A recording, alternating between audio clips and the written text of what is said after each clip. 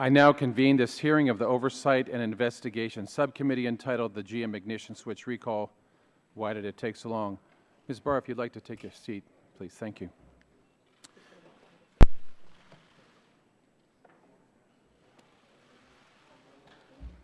This question is the focus of our investigation. As soon as the Chevy Cobalt rolled off the production line in 2004, customers began filing complaints about the ignition switch. These customers told General Motors that just by bumping the key with their knee while driving the Cobalt, it would shut off. In 2004 and 2005, GM engineers twice considered the problem and even developed potential solutions to fix it.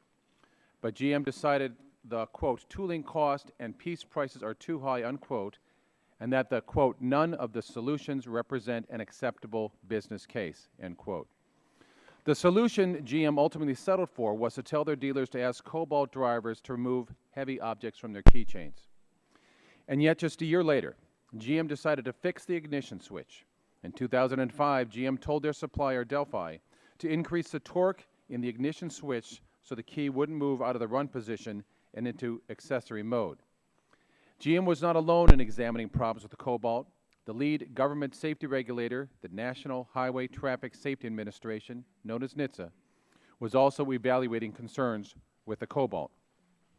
But NHTSA didn't look at the ignition switch problem, just airbag non-deployment. In 2007, 3 years after the Cobalt's release, the chief of NHTSA's Defects Assessment Division proposed that the agency investigate the Cobalt because he spotted a, quote, pattern of non-deployments, unquote, in Cobalt airbags that didn't exist with similar sedans. An internal NHTSA presentation noted a spike in warranty claims for Cobalt airbags, a total of 29 crashes causing 25 injuries, 4 deaths, and 14 field reports. Yet NHTSA ultimately decided not to investigate, even when the issue was again raised 3 years later in 2010. NHTSA again passed on investigating. GM was also looking into the airbag non-deployments. As early as 2007, GM started tracking incidents where Cobalt airbags did not deploy in car crashes. In 2011 and 2012, GM assigned at least 2 groups of engineers to examine the problem. According to GM's public statements, it wasn't until December 2013 that the company finally put the pieces together and linked the problems with the airbags with the faulty ignition switch. Almost 10 years after customers first told GM the Cobalt ignition switch didn't work. We know this. The red flags were there for GM and NHTSA to take action, but for some reason it did not happen. Why didn't GM and NHTSA put the pieces together for 10 years? Why didn't anyone ask the critical, important questions? Why did GM accept parts below their own company standards and specs? When GM decided to get a new ignition switch for the Cobalt in 2006, did GM do so because they recognized that the faulty switch posed a safety problem? Why did GM keep the old part number, which led to confusion? And when GM replaced the ignition switch, did engineers also consider how the faulty ignition impacted other systems in the car, like airbags? Why did GM replace the ignition switch in new cars but not the older models? Why did GM think a memo about the size of key change was enough to solve the problems? Why did NHTSA twice decide not to investigate the Cobalt?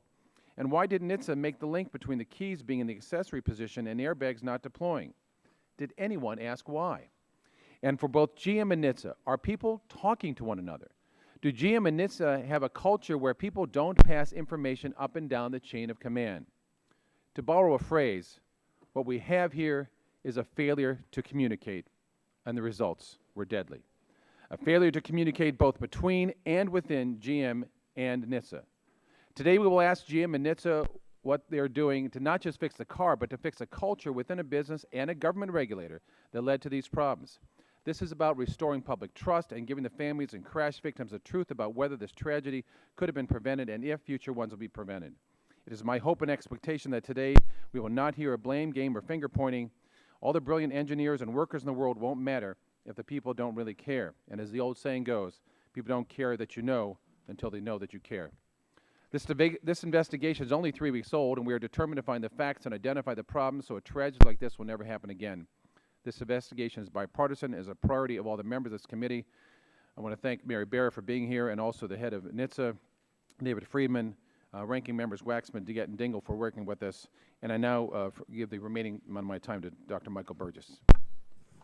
I thank the chairman for yielding. I thank our witnesses for being here. I thank our witnesses for being so responsive to the committee staff requests. We are here to examine a very important matter. The hearing is appropriately named. We do have questions for General Motors. We have questions for the National Highway Traffic Safety Administration. 2 chances to open up formal investigations into the recalled General Motors cars. Both in 2007 and 2010, NHTSA initially examined problems with the vehicles, and both times decided that no investigation was needed. We need to hear from NHTSA today how you intend to improve the process going forward. And we were just here 5 years ago with the Toyota investigation. We heard a lot of things out of NHTSA on those hearings.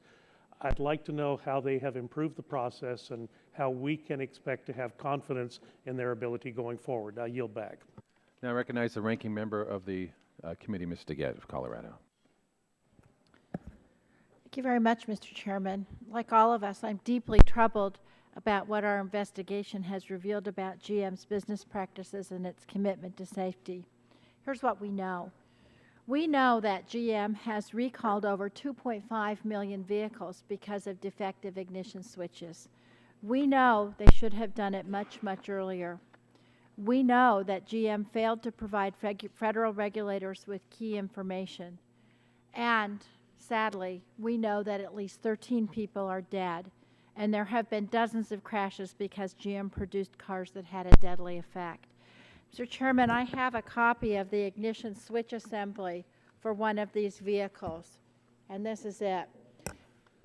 A spring inside the switch, a piece that cost pennies, failed to provide enough force, causing the switch to turn off when the car went over a bump. GM knew about this problem in 2001. They were warned again and again over the next decade, but they did nothing. And I just want to show how easy it is to turn this key in this switch. If you had a heavy keychain like my mom keychain, or if you were short and you bumped up against the ignition with your knee, it could cause this key to switch right off. Mr. Chairman, we now know that these switches were defective from the start. In February of 2002, GM's ignition switch supplier, Delphi, informed the company that the switch did not meet GM's minimum specifications, but GM approved it anyway. Now, yesterday we sent Ms. Barra a letter about this decision. I'd like unanimous consent to make that letter a part of the hearing record. Without objection. Soon Soon after this approval, the defective cars were on the road, and it didn't take long for problems to appear. In 2003, June 2003, the owner of a Saturn Ion with 3,474 miles on the odometer made a warranty report that he or she, quote, bumped the key and the car shut off. GM would receive more than 130 similar warranty claims from owners about this problem over the next decade, but it never informed the public or reported the problem to federal safety regulators. The minority staff conducted this warranty analysis, and again, we prepared a memo about these claims. I'd also ask unanimous consent to put that in the record, Mr. Chairman. Without objection. Initially, GM opened multiple investigations into the ignition switch issue, each which concluded the switch was bad. It didn't meet the minimums. In 2005, GM identified solutions to the problem, but concluded that, quote, the tooling cost and piece price are too high. Thus, none of the solutions represents an acceptable business case. Documents provided by GM show that this unacceptable cost increase was only 57 cents. And Mr. Chairman, we have this document that we got from GM. Somehow it's not in the binder. I'd ask unanimous consent to put this in the record as well. Without objection, so ordered. Another technical investigation completed in 2005 led GM to issue a technical service bulletin advising dealers to distribute key inserts to help reduce the problem. This was a simple fix to reduce the force on the switch. And Mr. Chairman, these are the keys of one of my staff members who actually owns one of these cars. And as you can see, there's a long insert. What the key inserts were supposed to do is go in the middle and just create a little hole so the key and the keys wouldn't go back and forth. Unfortunately, GM never made this bulletin public. More than 500 people out of the thousands of drivers who had cars with faulty switches got the key insert, and GM knew it. Soon after this decision, company officials quietly redesigned the switch, but they never changed the part number. And astonishingly, this committee has learned that when GM approved a new switch in 2006, they did it with still knowing that the new switch didn't meet specifications. The company even put more cars with bad switches on the road from 2008 until 2011. And we still don't know all the information about this. Between 2003 and 2014, GM learned hundreds of reports of ignition switch problems through customer complaints, warranty claims, lawsuits, press coverage, field reports, and even more internal investigations. But time and time again, GM did nothing. The company continued to sell cars, knowing they were unsafe. I know we have a lot of family members here, Mr. Chairman, and I want to express my deepest sympathies to them, but I want to tell them something more. We're going to get to the bottom of this. We're going to figure out what happened, and we're going to make sure it doesn't happen again. Now, Mr. Chairman, I want to thank Ms. Barra for coming. She's brand new at the company. I believe she's committed to fixing this situation. We have a lot of questions to ask today, though, and I know every member of this committee is concerned about this. Thank you very much. Yeah, gentlelady's time expired. Now recognize the chairman of the full committee, Mr. Upton, for 5 minutes. Well, thank you, Mr. Chairman. We know that with a 2-ton piece of high-velocity machinery, there is, in fact, a zero margin for error. Product safety is indeed a life-or-death issue. But sadly, vehicle safety has fallen short, and it's not the first time. During the late summer of 2000, in this very room, I led the oversight hearings that examined the Ford Firestone recalls. A tire malfunction was causing violent crashes, and Americans did not feel safe behind the wheel. We gathered testimony from the company and agency officials and reviewed thousands and thousands of pages of documents, and we found that the system indeed had failed. Information about the defective tires had been shared with the companies and with NHTSA. The parties failed to protect the public safety, and over 100 people died. After that investigation, I introduced the TREAD Act to correct many of the problems that contributed to the Ford Firestone tragedy. That bill was meant to ensure data about safety is reported so that defects can be quickly identified and fixed, and lives ultimately saved. The TREAD Act has now been law since November 2000, yet here we are investigating another safety failure. It's deja vu all over again. 1 month ago, GM issued a recall for an ignition switch defect in 6 vehicles totaling 1.6 million cars. And last Friday, they recalled another 900,000 vehicles. GM acknowledges that a dozen people have died in automobile crashes associated with that defect. 2 were teenagers from my own community. Testifying today are GM CEO Mary Barra and NHTSA Acting Administrator David Friedman, a first step in our quest to find out what went wrong. The committee's purpose is the same as it was in 2000, making sure that drivers and families are protected and cars are safe.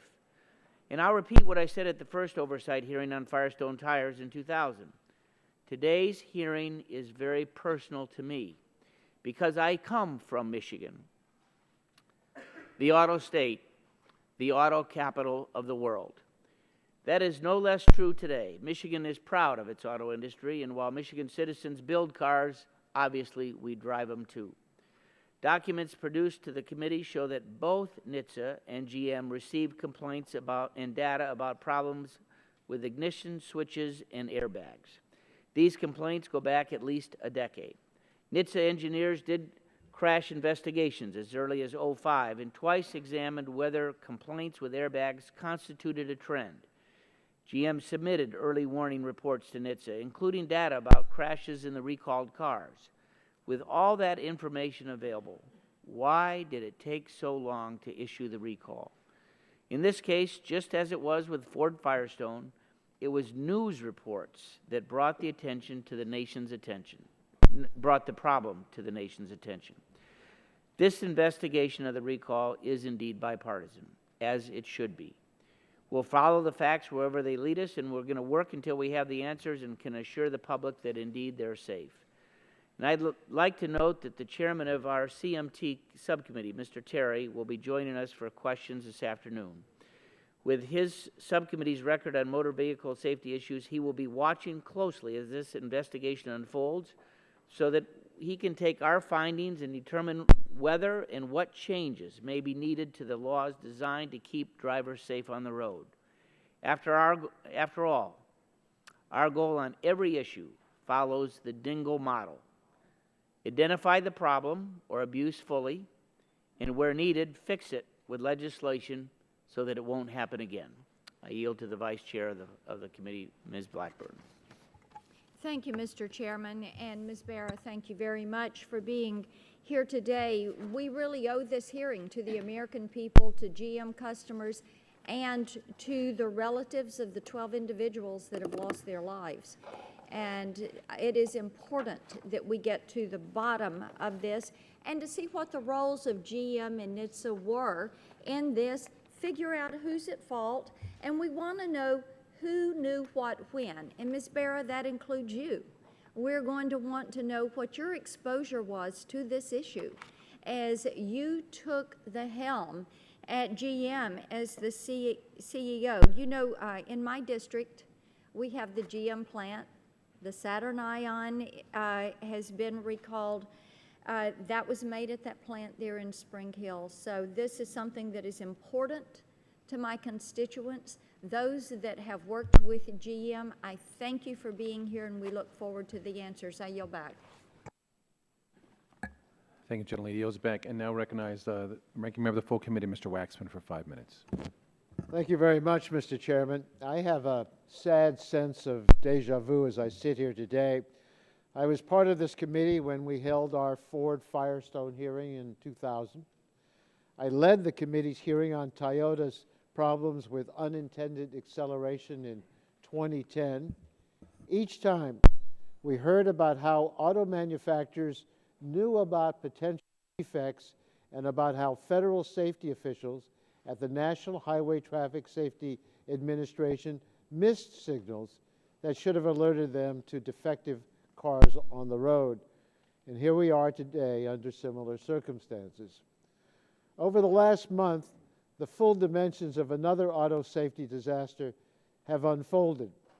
General Motors has recalled 2.5 million vehicles due to a defective ignition switch, and the company has acknowledged that these cars have caused dozens of crashes and 13 fatalities. Mr. Chairman, I know the families of some of these victims are in the audience for today's hearing. I want to acknowledge them, thank them for coming. We owe it to them to find out what happened. The facts that we already know are hard to believe. GM has known for years about this safety defect and has failed to take appropriate action to fix the problem. The company installed an ignition switch it knew did not meet its own specifications. Numerous internal investigations resulted in nothing but a non-public technical service bulletin that partially fixed the problem for fewer than 500 drivers. A new analysis I released this morning revealed that over the last decade, GM received over 130 warranty claims from drivers and GM technicians who experienced and identified the defect. Drivers reported that their cars shut off after hitting bumps or potholes at highway speeds when they did something as simple as brushing the ignition switch with their knee. One GM technician even identified the exact part causing the problem, a spring that would have cost it as much as a few postage stamps, a couple of dollars. Because GM didn't implement this simple fix when it learned about the problem, at least a dozen people have died in defective GM vehicles. What's more, new information the committee received last week suggests that GM still has failed to fully own up to potential problems. GM finally modified the ignition switch for later model cars, but Delphi, the manufacturer of the ignition switch, told the committee that the switches installed in model year 2008 to 2011 vehicles still do not meet GM's own specifications. GM finally announced a recall of these vehicles last Friday, but told the public that it was because of bad parts installed during repairs, not because of defective parts originally installed in the vehicles. There are legitimate questions we need to ask about whether NHTSA did enough to identify and uncover this problem. In retrospect, it's clear that the agency missed some red flags. But NHTSA was also laboring under a handicap. There appears to have been a lot of information that GM knew, but they didn't share with the National Highway Traffic Safety Administration. We need to make sure that NHTSA and the public have access to the same information about safety as auto executives. That's why today I'm introducing the Motor Vehicle Safety Act of 2014. This bill is modeled on the legislation that the committee passed in 2010 but was never enacted into law. It will make more information on defects available to the public, and it will increase NHTSA's funding and increase civil penalties for manufacturers when companies like GM fail to comply with the law. Mr. Chairman, we should learn as much as we can from this investigation. Then we should improve the law to make sure we're not here again after another auto safety tragedy in the near future. I want to yield back my time. Thank you. Gentleman yields back. I'd now like to introduce the witness on the first panel for today's hearing. Ms. Mary Barra is the Chief Executive Officer of General Motors Company and has been in this role since January 15, 2014, when she also became a member of its Board of Directors. She has held a number of positions in this company. From 2008 to 2009, Ms. Barra served as Vice President of Global Manufacturing Engineering, and from 2005 to 2008, she was Executive Director of Vehicle Manufacturing Engineering. She has also served as a Plant Manager and Director of Competitive Operations Engineering, as well as numerous other positions. I'll now swear in the witness. Ms. Barra, you are aware that the committee is holding an investigative hearing, and when doing so, has a practice of taking testimony under oath. Do you have any objections to testifying under oath? No. The Chair then advised you that under the rules of the House and the rules of the committee, you are entitled to be advised by counsel. Do you desire to be advised by counsel during today's hearing? No. In that case, if you would please rise and raise your right hand, I'll swear you in. Do you swear that the testimony you're about to give is the truth, the whole truth, and nothing but the truth? I do. Thank you. Ms. Barra, you are now under oath and subject to the penalties set forth in Title 18, Section 1001 of the United States Code. You may now give a 5-minute summary of your written statement. Thank you, Mr. Chairman and committee members. Please put your microphone close to your mouth and make sure it's on. Thank you. Can you hear me? Okay. Thank you, Mr. Chairman and committee members. My name is Mary Barra, and I'm the Chief Executive Officer of General Motors. I appreciate the opportunity to be here today. More than a decade ago, GM embarked on a small car program. Sitting here today, I cannot tell you why it took so long for a safety defect to be announced for this program, but I can tell you we will find out. This is an extraordinary situation. It involves vehicles we no longer make, but it came to light on my watch, so I'm responsible for resolving it. When we have answers, we will be fully transparent with you, with our regulators, and with our customers. While I cannot turn back the clock, as soon as I learned about the problem, we acted without hesitation. We told the world we had a problem that needed to be fixed. We did so because whatever mistakes were made in the past, we will not shirk from our responsibilities now or in the future. Today's GM will do the right thing. That begins with my sincere apologies to everyone who has been affected by this recall, especially the families and friends who lost their lives or were injured. I am deeply sorry. I've asked former U.S. Attorney Anton Valukas to conduct a thorough and unimpeded investigation of the actions of General Motors. I have received updates from him, and he tells me he's well along with his work. He has free rein to go where the facts take him, regardless of outcome. The facts will be the facts. Once they are in, my leadership team and I will do what is needed to help assure this does not happen again. We will hold ourselves fully accountable. However, I want to stress I'm not waiting for his results to make changes. I've named a new Vice President of Global Vehicle Safety, a first for General Motors. Jeff Boyer's top priority is to quickly identify and resolve any and all product safety issues. He is not taking on this task alone. I stand with him, and my senior leadership team stands with him as well. And we will welcome input from outside of GM, from you, from NHTSA, from our customers, our dealers, and current and former employees. The latest round of recalls demonstrates just how serious we are about the way we want to do things at today's GM. We've identified these issues, and we've brought them forward, and we're fixing them. I have asked our team to keep stressing the system at GM and work with one thing in mind. The customer and their safety are at the center of everything we do. Our customers who have been affected by this recall are getting our full and undivided attention. We are talking directly to them through a dedicated website with constantly updated information and through social media platforms. We've trained and assigned more people, over 100, to our customer call centers, and wait times are down to seconds. And of course, we're sending customers written information through the mail.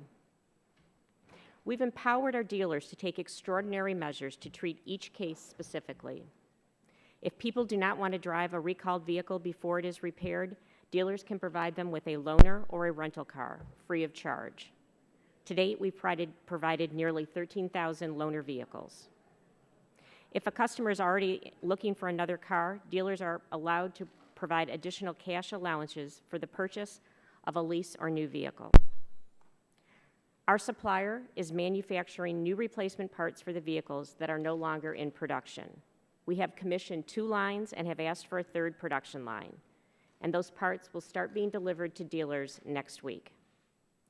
These measures are only the first in making things right and rebuilding trust with our customers. And as I've reminded our employees, getting the cars repaired is only the first step. Giving customers the best support possible throughout this process is how we will be judged. I would like this committee to know that all of our GM employees and I are determined to set a new standard. I'm encouraged to say that everyone at GM, up to and including our board of directors, supports this. I'm a 2nd-generation GM employee, and I'm here as our CEO, but I'm also here representing the men and women who are part of today's GM and are dedicated to putting the highest quality, safest vehicles on the road. I recently held a town hall meeting to formally introduce our new VP of Safety. We met at our technical center in Michigan. This is one of the places where the men and women who engineer our vehicles work. They are the brains behind our cars, but they are also the heart of General Motors. It was a tough meeting. Like me, they are disappointed and upset. I could see it in their faces. I could hear it in their voices. They had many of the same questions that I suspect are on your mind.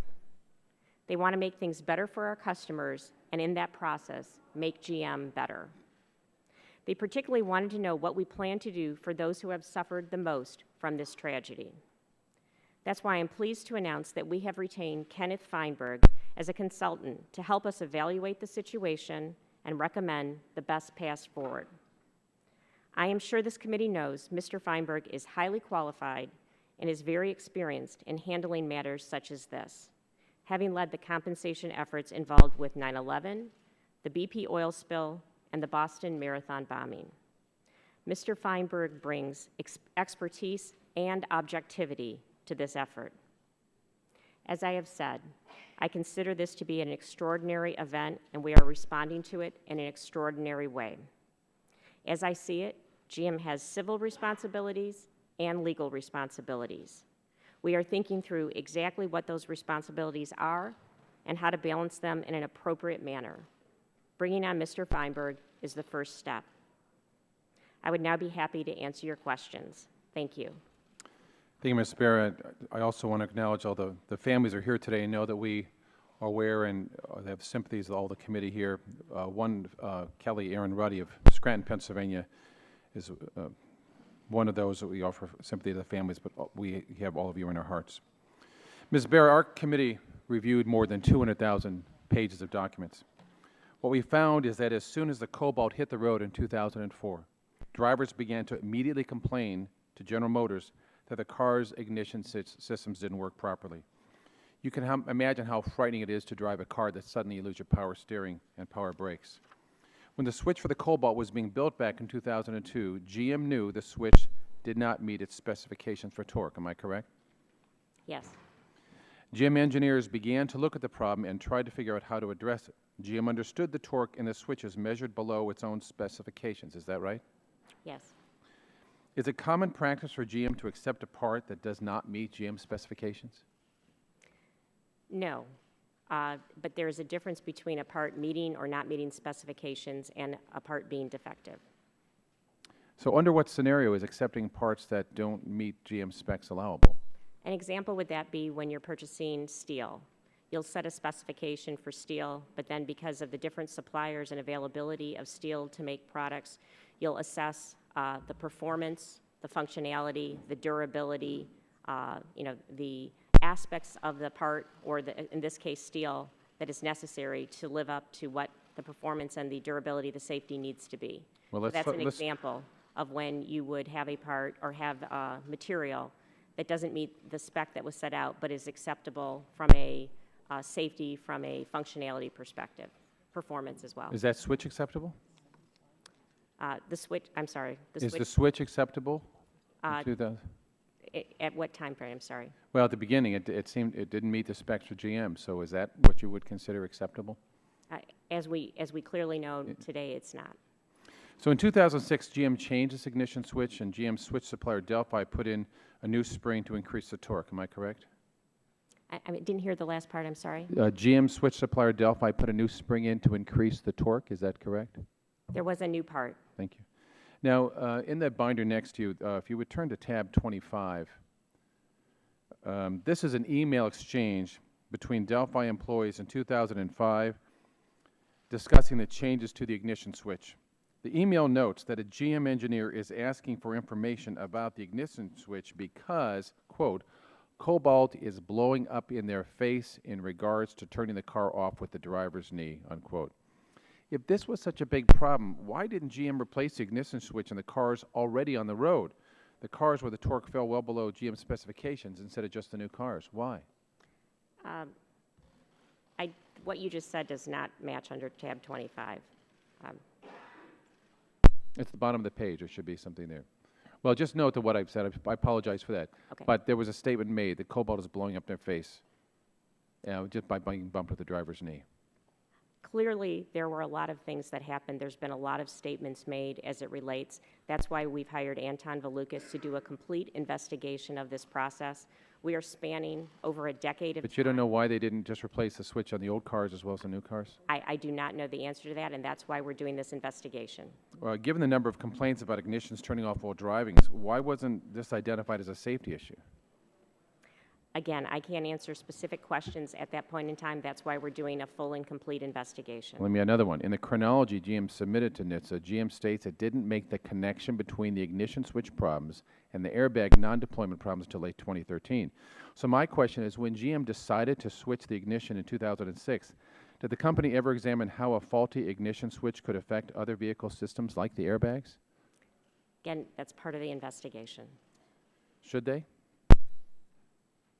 Should we understand it? Should they look at how it affects other vehicle systems? Yes. Let me ask another question then. So when GM concluded, and you heard from my opening statement, that the tooling cost and price pieces are too high, what does that mean? I find that statement to be very disturbing as we do this investigation and understand it in the context of the whole timeline. If that was the reason the decision was made, that is unacceptable. That is not the way we do business in today's GM. Well, how does GM balance cost and safety? We don't. Today, if there's a safety issue, we take action. If we know there is a defect on our vehicles, we do not look at the cost associated with it. We look at the speed in which we can fix the issue. Was there a culture in GM at that time that they would have put cost over safety? Again, we're doing a complete investigation, but I would say in general, we've moved from a cost culture after the bankruptcy to a customer culture. We've trained thousands of people on putting the customer first. We've actually gone with outside training. It's a part of our core values, and it's one of the most important cultural changes we're driving in General Motors today. I understand today. We're asking about then. I'm out of time. Ms. DeGette, you're recognized for 5 minutes. Thank you very much, Mr. Chairman.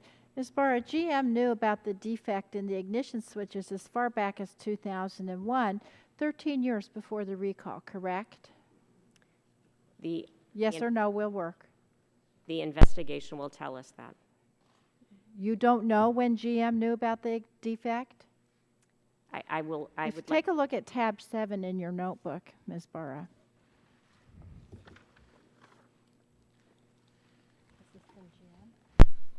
This is a GM document. And what this GM document talks about is this switch. It says, tear down evaluation on the switch revealed 2 causes of failure: low contact force and low detent plunger force. Do you recognize that document, ma'am? This is the first I've seen this document. Okay.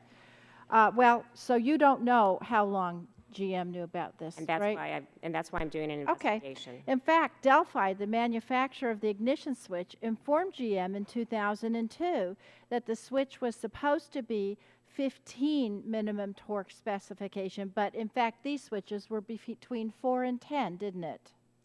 The specification is correct that it was supposed to be 20 plus or minus 5. And these switches were between 4 and 10, correct? Yes or no will work. We know that now. And GM was notified by Delphi of this, correct? Yes or no? I am not aware of being notified. Okay. Can I Then also correct, I was not aware of I the need a yes or specific no. I cause. only have 5 minutes. I'm sorry. So as far back as 2004, 10 years ago, GM conducted a problem resolution tracking system inquiry after it learned of an incident where the key moved out of the run condition in a 2005 Chevrolet Cobalt. Is this correct? Again, you're relating specific incidents that happened. You as don't part of know? in our entire investigation. You don't know about that? Take a look at tab 8, please. Yeah. And by the way, ma'am, I'm getting this information from the chronology that GM provided to NHTSA. Right. So let me ask you, again, as far back as 2004, GM conducted a problem resolution tracking system inquiry after it learned of an incident where the key moved out of the run condition. Is that correct? Yes. Thank you. Now, after the PRTS inquiry, one engineer advised against further action because there was, quote, no acceptable business case to provide a resolution, and the PRTS was closed. Is that correct? If that is true, that is a very disturbing fact. Yes, That is it not is. the way we make decisions. Okay. Again in 2005, GM received more reports of engines stopping when the keys were jerked out of the run condition. Further investigations were conducted, and engineers proposed changes to the keys. Is that correct? It's part of our investigation to get that complete timeline. and Okay. understand Well, much of actually this what I'm happened, taking from the timeline GM has already done. which was a summary. Okay. So as a result of the investigation, a technical service bulletin was issued to dealers that if car owners complained, they should be warned of this risk and advised to take unessential items from the keychain. But this recommendation was not made to the public. No public statements were issued, no recall sent. Is that correct? To my understanding, yes. Thank you. In 2006, GM contracted with Delphi to redesign the ignition switch to use a new detemp plunger and spring that would increase torque force in the switch. Is that correct? Yes. And for some reason, though, the new switch was not given a part number and instead shared a number with the original defective switch. Is that correct? Yes. Now, this new switch also did not meet GM's minimum torque specifications either. This one, Delphi said, was in the range of 10 to 15, and it really should have been 15 at a minimum. Is that correct? I have not seen the test results from that. You don't know that. Okay. Now, despite these facts, GM continued to manufacture cars with these same ignition switches for the model years 2008 to 2011. Is that correct? Yes.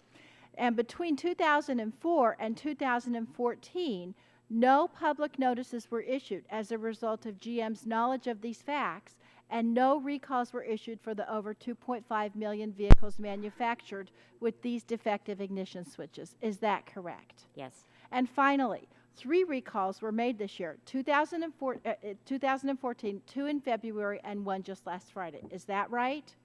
Related to this ignition switch? Now, I have just a couple more questions. The first question I have, Ms. Barra, GM is intending to replace all the switches for those cars beginning on April 7th. Is that right? We will begin shipping material or new parts. Now, are next you week. going to put a completely redesigned switch, or are you going to put the old switches from 2006 into those cars? It's going to be a switch that meets the... Is it going to be a newly redesigned switch, or is it going to be the old switch from 2006? It's the old design that meets the performance that's required to Okay, I operate have more safely. questions, Mr. Chairman. Perhaps we can do another round. Thank you. But an important part, a follow-up, several members may be concerned about this too. You're saying that there's an ongoing investigation. You cannot comment on these yet. Are you getting updates on a regular basis as this is going on? From Mr. Valukas?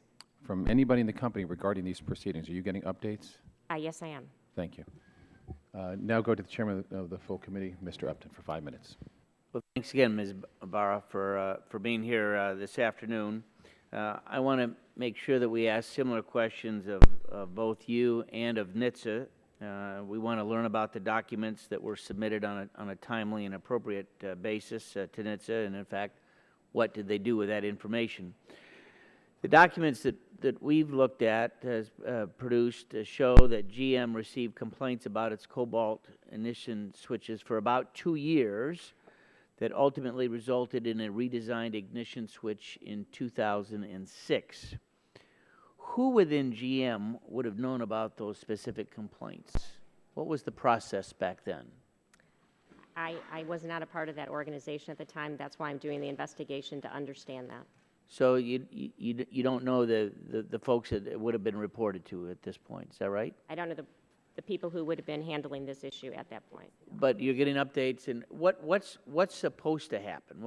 Looking back, what should have happened when these reports came in? In general, when you have an issue, a product issue, a safety issue, a field incident, any type of issue that comes in, you have a team of engineers that are the most knowledgeable that work on that. If they see there is an issue, they elevate it to a cross-functional team that looks at it, and then it goes to a group for decision. Now, we know that the ignition switch was in fact redesigned because it didn't meet the specs that were there. Is that right? Yes. Now, I would guess that Engineering 101 would normally require that when you assign a new part or replace a new part or replace a part with a new part, that newly redesigned part, in fact, should have a different number on it. Is that right? That is correct. So that didn't happen, right? Did not happen. That's correct. Who within GM made the decision to move forward with that redesigned switch without a new part number? Do you know who that is?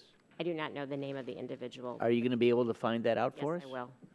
And will you give that name to our committee? I can provide that. Who is it? Is it likely that that same person was the one that decided not to recall the defective version? Where did that? Where in the timeline is that? I don't know, but that is part of the investigation that we're doing. Do you know when it was that it was discovered? What year? What where in the timeline that it was discovered in fact, a new part number was not assigned? I became aware of that after we did the recall and the timeline was put together. So that was just in the last month or so, is that right? That's when I became aware. But when did GM realize that no new part number had been assigned? Again, that's part of our investigation. I want to know that just as much as you, because that is an unacceptable practice. It is not the way we do business. So you've stated publicly that something went wrong with our process. How is the process supposed to work? How is this? How are you redesigning the process to ensure that in fact it should work the way that it needs to work? Well, one of the things we're doing is the investigation by Mr. Valukas. I have some early findings from Mr. Valukas. As we look across the company, it appears at this time there was information in one part of the company and another part of the company didn't have access to that. At times they didn't share information just by course of process, or they didn't recognize that the information would be valuable to another area of the company. We have fixed that. We have announced a new position, Jeff Boyer, who is the Vice President of Global Vehicle Safety. All of this will report to him. He will have additional staff and will have the ability to cut across the organization, and will also have the right functional leadership that understands what's going on in the different areas. So that's a fix we've already made, and he is operating that way today. So when GM received complaints about the ignition switches for a number of years, ended up resulting in the redesigned ignition switch in '06. When was it that anyone linked up the ignition switch problems to look at the Cobalt's airbags not deploying? Was that at about the same time? Was that later? What's the timeline on that? That is something I very much want to understand and know. But again, this is we are doing an investigation that spans over a decade, and it's very important because designing a vehicle is a very complex process, that we get a detailed understanding of exactly what happened, because that's the only way we can know that we can fix processes and make sure it never happens again. When was it that GM informed NHTSA that in fact a redesign, did in fact GM inform NHTSA that the ignition switch had been redesigned? I don't know that. I yield back. Chairman yields back. Now recognize the ranking member of the full committee, Mr. Waxman, for 5 minutes. Thank you, Mr. Chairman. Ms. Barra, we've heard about how in 2002, GM approved the use of faulty ignition switches in Cobalts, Ions, and other cars. That's what caused many of the problems that led to the recall of the cars from model years 2003 to 2007.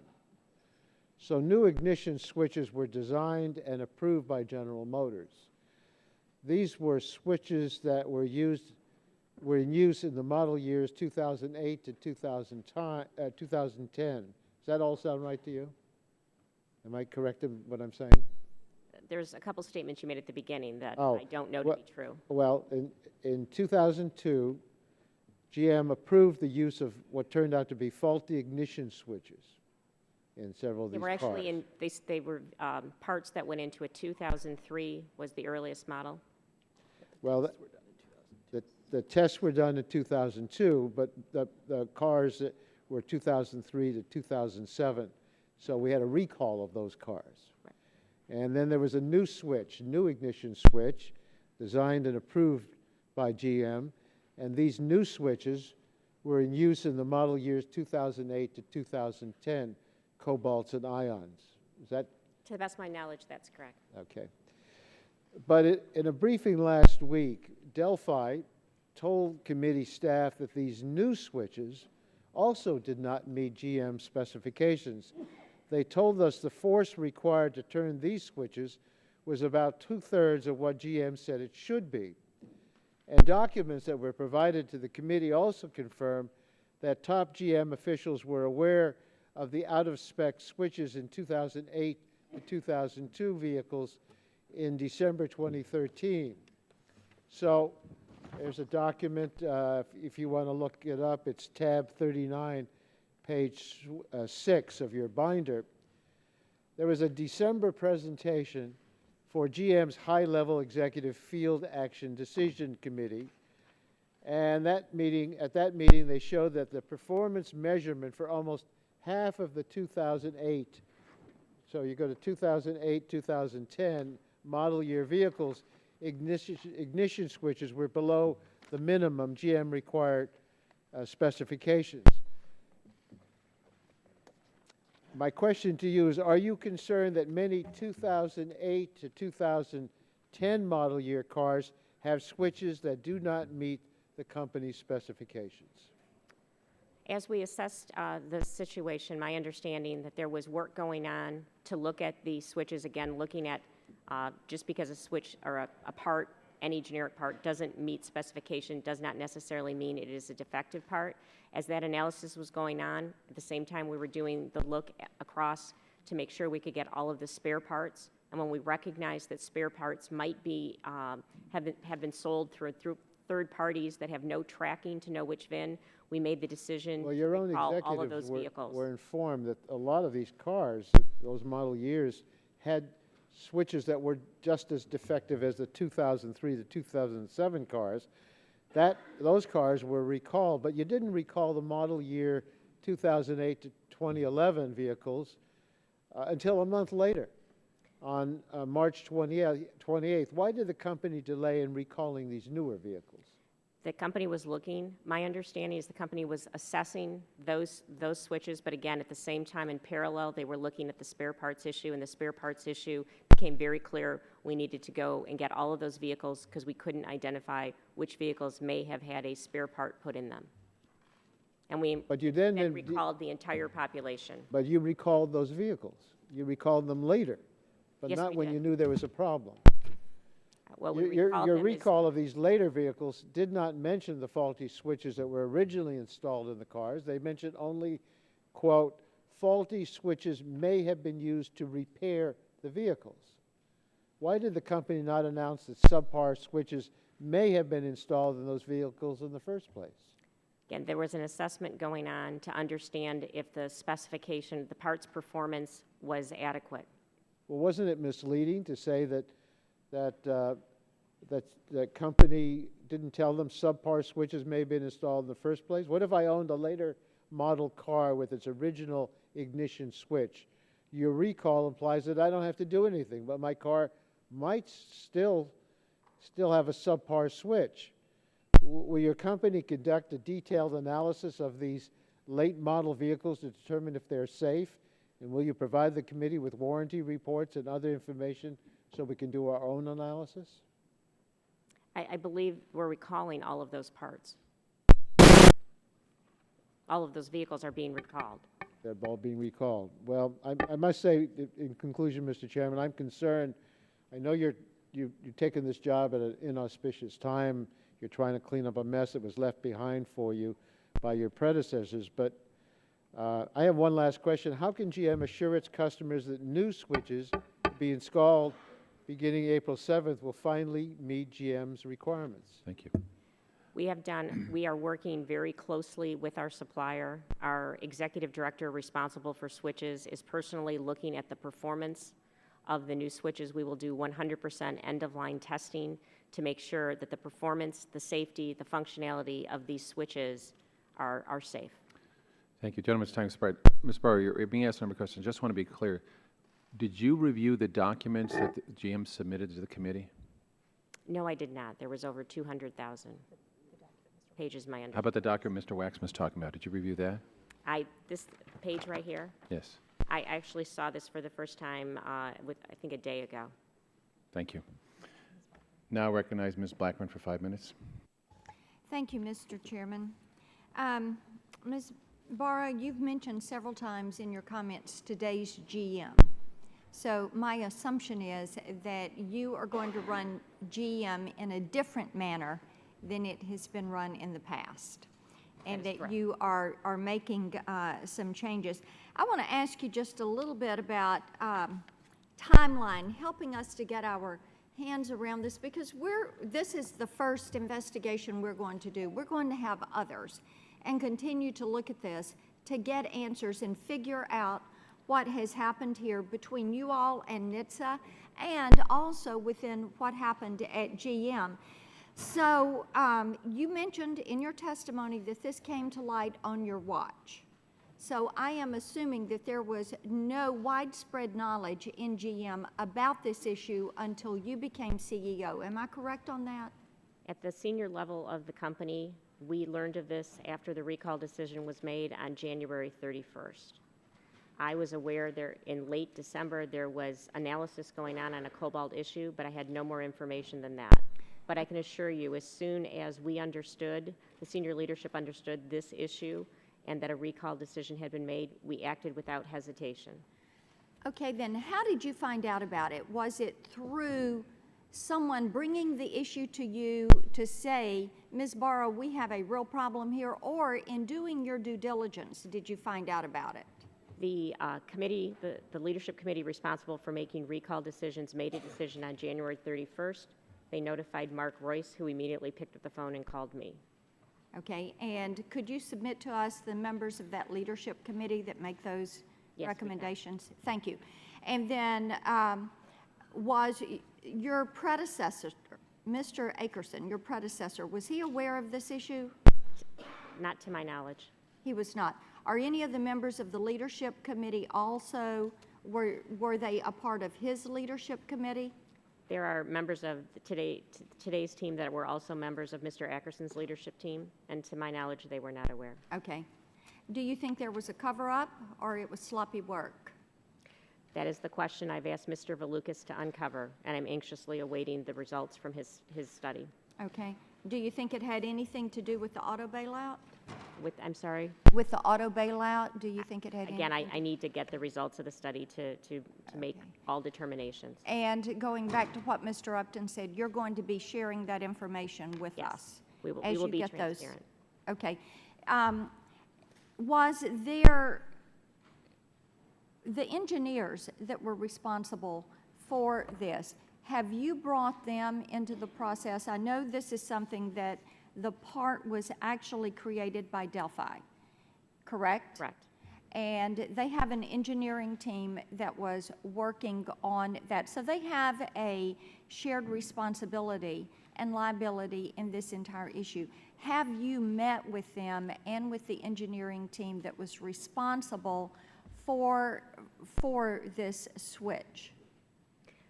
I have not met with the specific engineering team that is Okay. responsible, but I am speaking to leadership, and those individuals are being interviewed as part of the investigation They are. conducted by Mr. Valukas. Okay, now going back, did you say that this was a defective part when you talked about it earlier?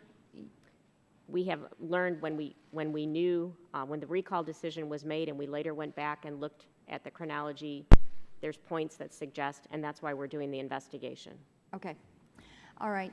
Now, I think that you're going to hear from more than one of us about not having a new part number assigned.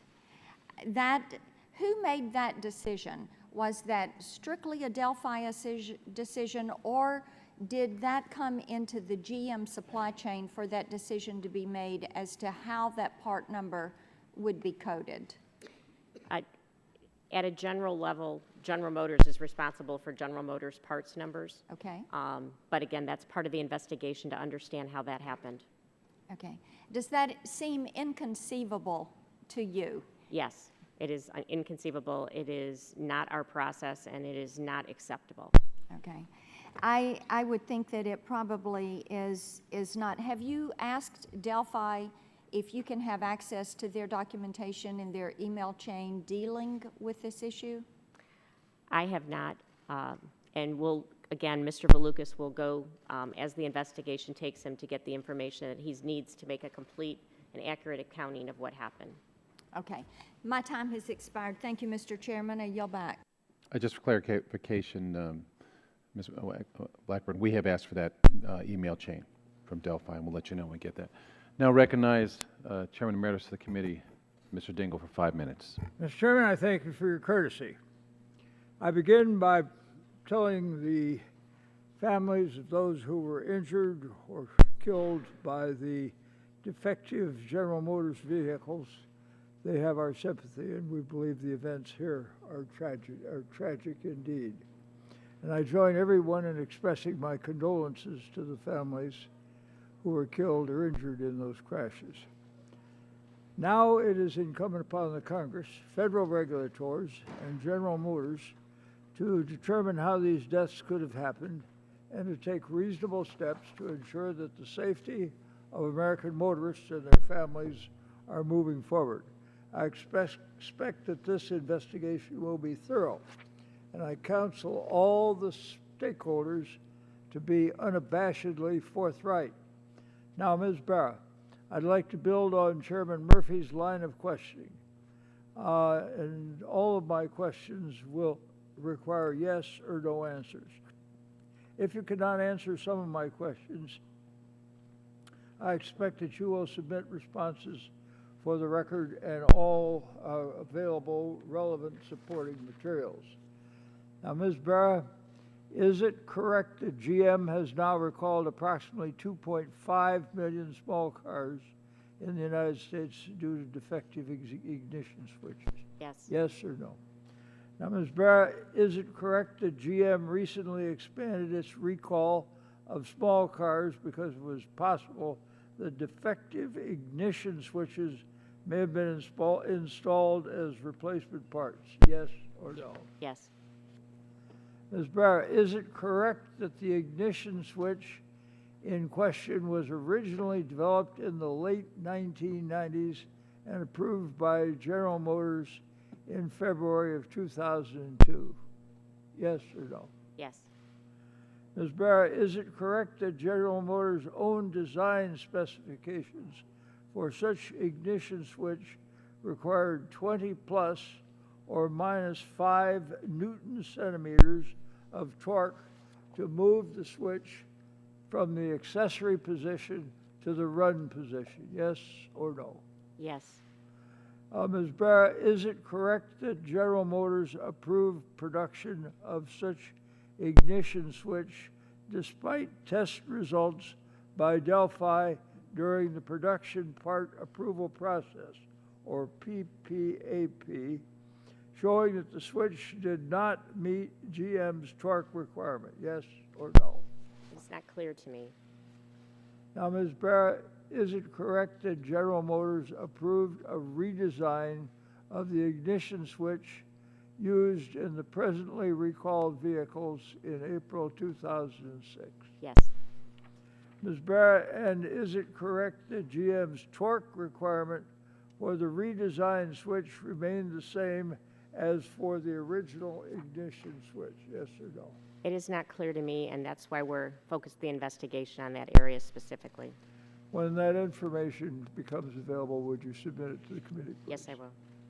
Now, Ms. Barra, to your knowledge, did the redesigned ignition switch meet GM's torque requirements? Yes or no?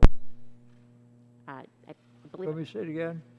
To your knowledge, did the redesigned ignition switch meet GM's torque requirement? Yes or no? And it's part of the investigation. Ms. Barra, will you please submit for the record an explanation of the factors that GM takes into consideration when approving a part for production? Are there circumstances where GM may approve parts for production when such parts do not make such design specifications? Yes or no? Yes.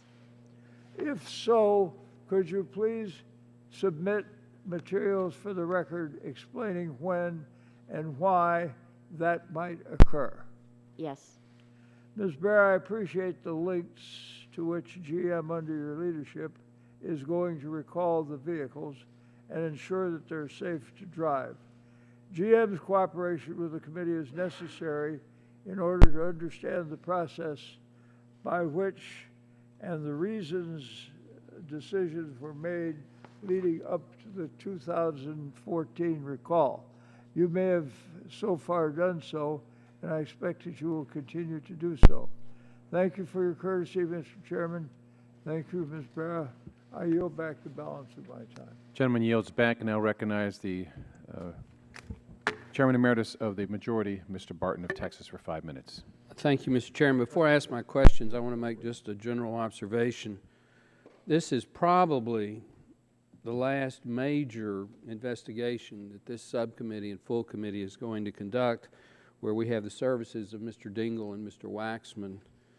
We've had a history on this committee and this subcommittee going back at least 40 to 50 years that when we have major issues, we try to approach them on behalf of the American people in a nonpartisan, very open way.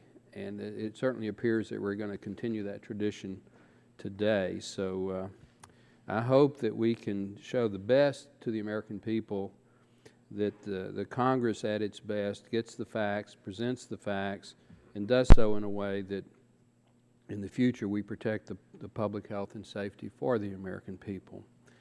Now, with that caveat, I do have a few questions.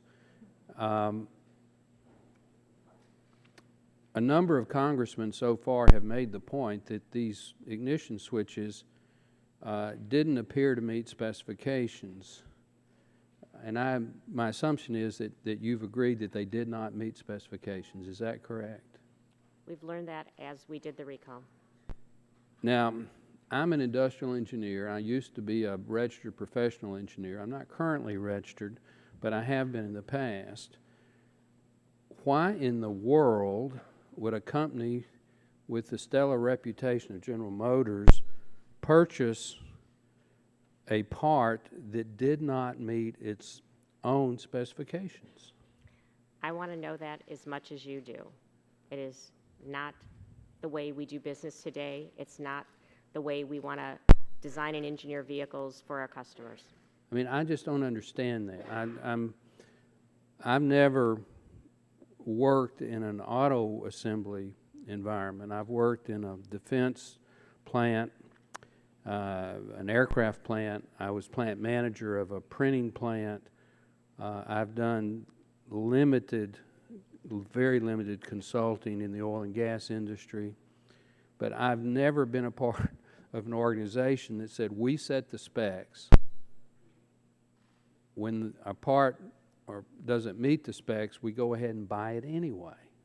And I just, you know, you're currently the CEO, but at one time, I think before you became CEO, you were the vice president for global product development, purchasing, and supply chain. I mean, is it your position now that General Motors will not accept parts that don't meet specifications? We will not accept parts that don't meet our performance, safety, functionality, durability requirements. As I mentioned before in the steel example, there will be times where there will be a material or a part that doesn't meet this exact specification, but after analysis and looking at the performance, the safety, the durability, the reliability, the functionality, it will be okay. That happens very often as we buy steel to make the bodies of the vehicles. Well, then you don't need specification. With all respect, No, but what you just answered is gobbledygook. But it's your own specification. It's your company's specification. If a part doesn't meet the specification, why in the world would you not refuse it and only accept a part that meets a specification? there needs to be a well-documented process if you accept a part that doesn't meet the original specification. Will the gentleman yield? Briefly, yes. Do you have that information? On steel, No, on starters. on the ignition switch. Yeah, if it didn't meet specifications, do you have the information on these starters that it met all those other criteria? That is part of the investigation, but clearly by the fact that we made a recall, it did not meet the performance. We have the advantage as a subcommittee that we know now what happened in the past. We know now that there's a real problem. We know now that a number of young people have lost their lives, and apparently because of this defect. So we have the advantage of hindsight, and I understand that. But as Ms. DeGette just said, and a number of others, there's no reason to have specifications if you don't enforce them. Now, this next question is not a trick question, but it's an important question. Right now, how many parts are being used in General Motors product that don't meet your own company specifications? I don't have that exact number, but I can tell you the parts that we're using today meet the performance and the reliability, the safety that they need to. If we find we have a part that is defective, that doesn't meet the requirements, we then do a recall. Well, From a again, safety perspective. that's not an acceptable answer, I think, to the American people. We're not telling you the specifications to set. Now, there are some safety specifications that by law and NHTSA by regulation sets, but there shouldn't be a part used in any GM product, or for that matter, any other automobile product that's sold in the United States that doesn't meet the specifications. My last question, well, at what level was the decision made to override and to use this part even though it didn't meet specification? Was that made at the manufacturing level, at the executive level, or even at some subcomponent purchasing level? Do you know that right now? That's part of our investigation to find that question, answer that question. All right, thank you. Thank you, Mr. Chairman. Thank you. Now, gentleman's time has expired. Now recognize Mr. Braley for 5 minutes. Thank you, Mr. Chairman. Ms. Barra, we've had different perspectives during this hearing. You've been appropriately focusing your attention on the members of this committee and answering our questions. And I've been staring at these photographs on the back wall, and I see young women the same age as my daughter. I see young men the same age as my 2 sons. My son Paul owns one of your Cobalts. I see a young Marine in his dress blues, and I'm reminded of the photograph I have in my office upstairs of my father at the age of 18 in his dress blues at Camp Pendleton. And the focus of this hearing so far has been on GM's commitment to safety, which I think we all agree on is an important topic for this hearing. You testified in your opening, and I think I'm quoting, "Our customers and their safety are at the center of everything we do." And you responded to a question from Ms. Blackburn and told us that you were going to run GM differently than it's been run in the past.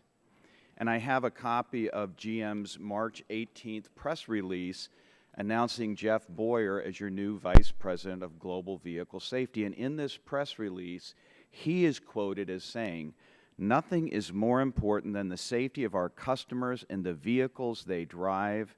Today's GM is committed to this, and I'm ready to take on this assignment." 20 years ago, before this hearing, an Iowa family harmed by another defective GM vehicle gave me this promotional screwdriver set that they got from their local GM dealer.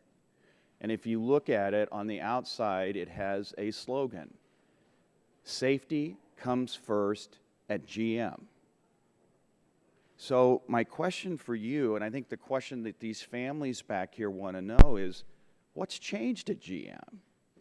Isn't it true that throughout its corporate history, GM has represented to the driving public that safety has always been their #1 priority? I can't speak to the statements that were made in the past. All I can tell you is the way we're working now, the training that we've done, we've changed our core values, the decision-making we're leading by example.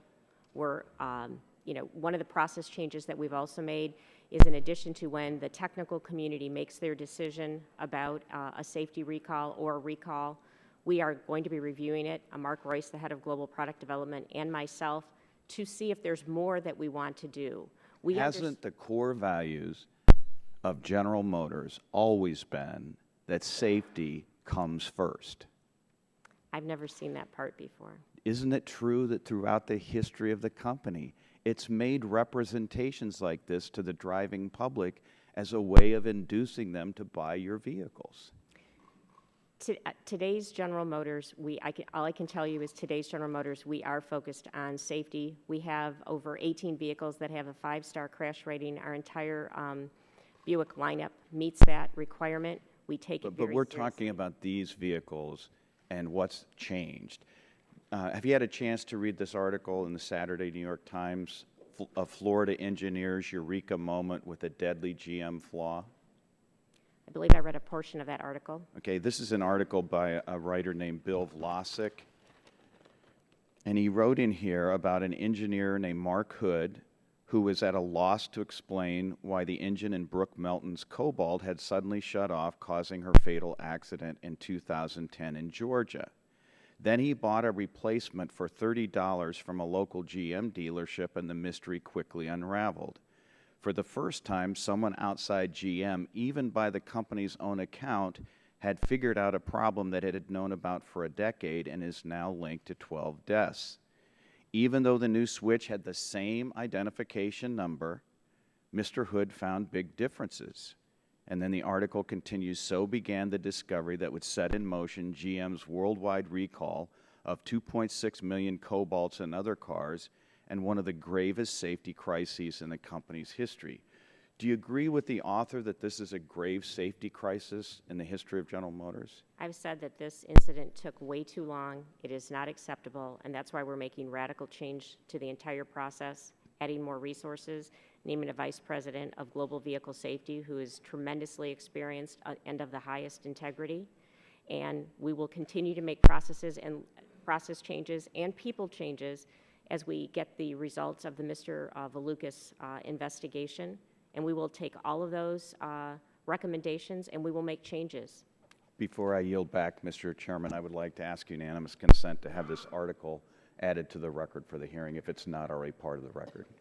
Without objection, so. If the gentleman would yield his remaining second, Ms. Barra said they had changed their core values.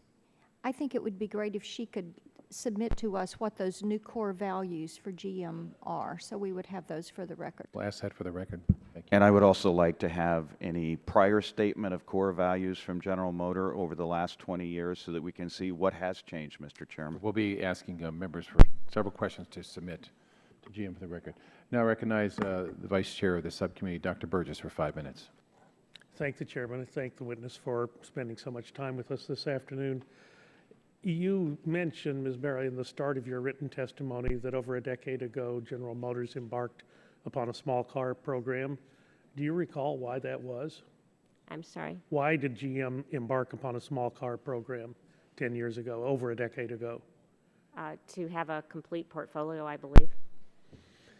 But the mission or the type of car that was manufactured by GM previously had not fit that model, so this was an entirely new business line that GM was undertaking?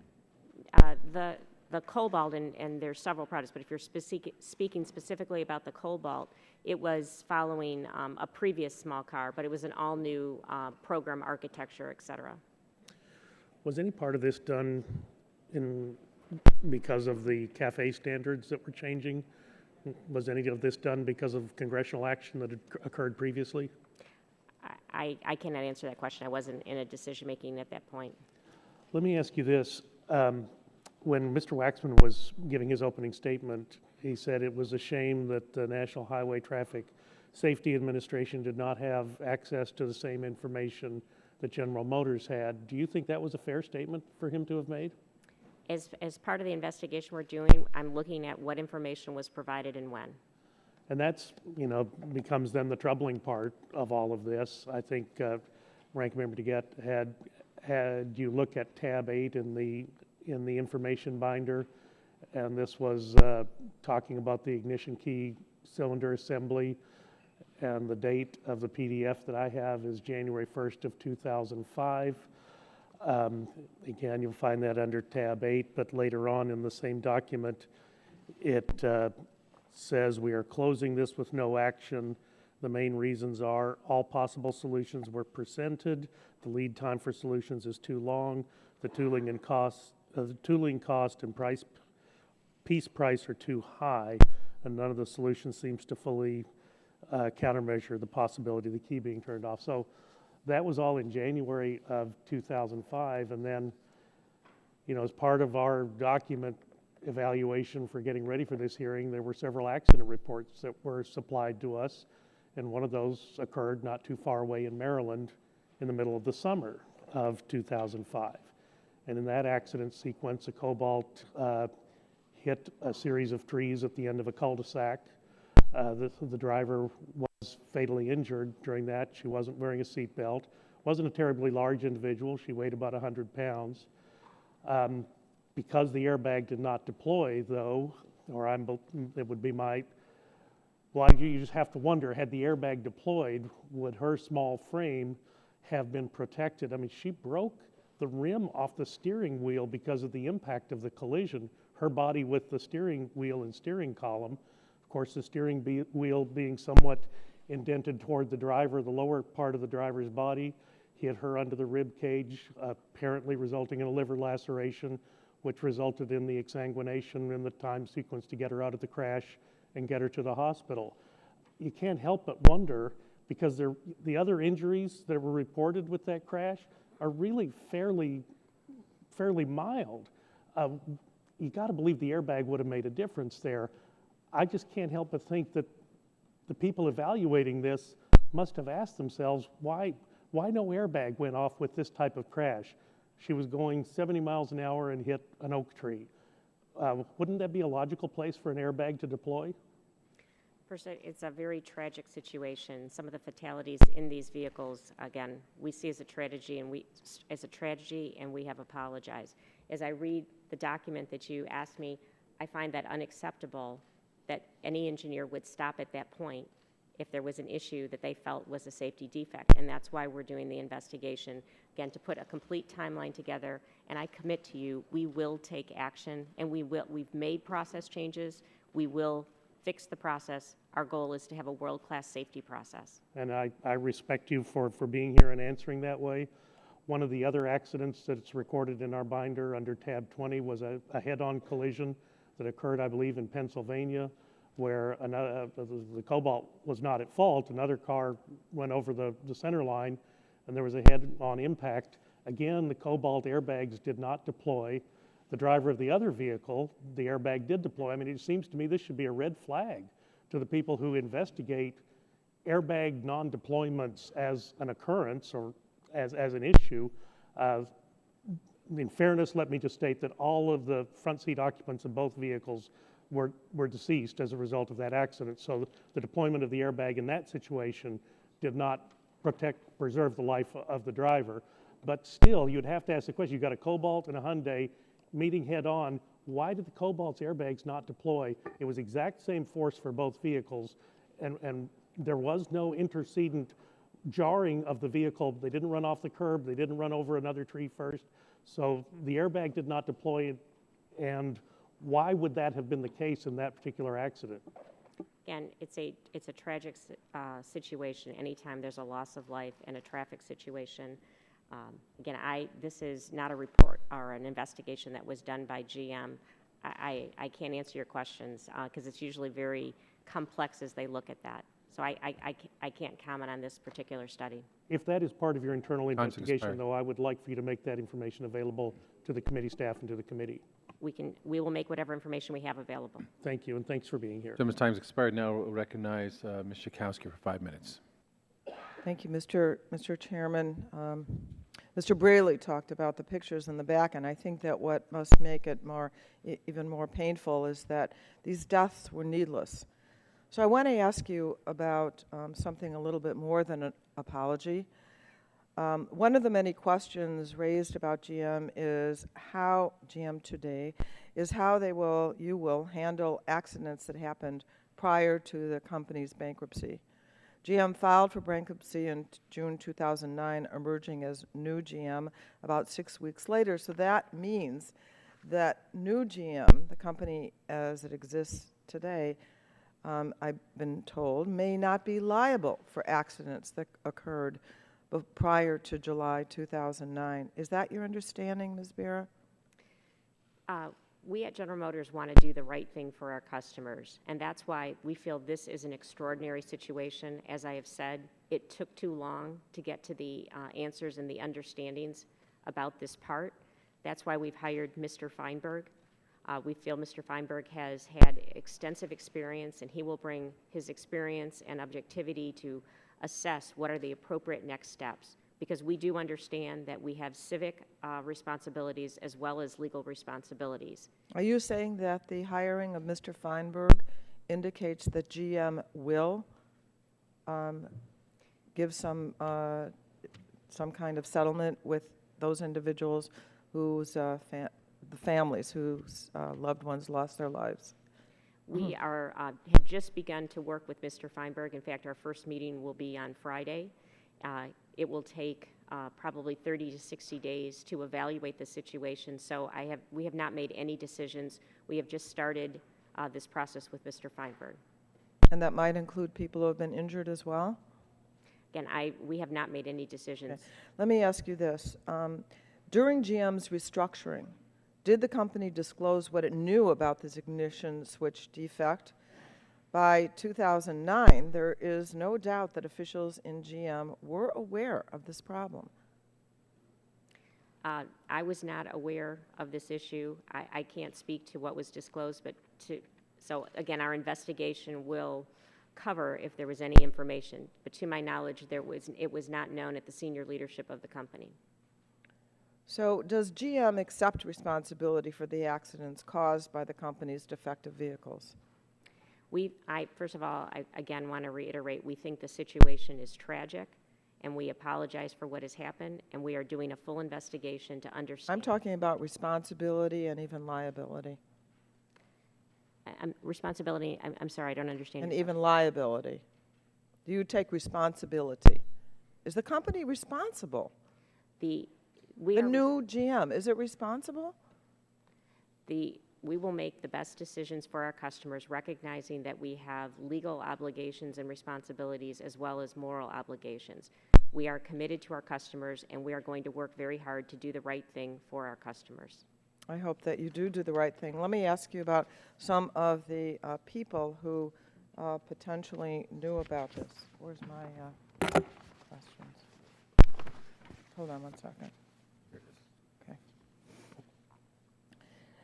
So you've appointed a new, for the first time, a president of global vehicle safety. I have to tell you, I'm underwhelmed by that, thinking that it's such an obvious thing to have someone high up that would, in fact, be able to connect the departments so everybody knew. I guess it's a good thing, however, that it's finally done.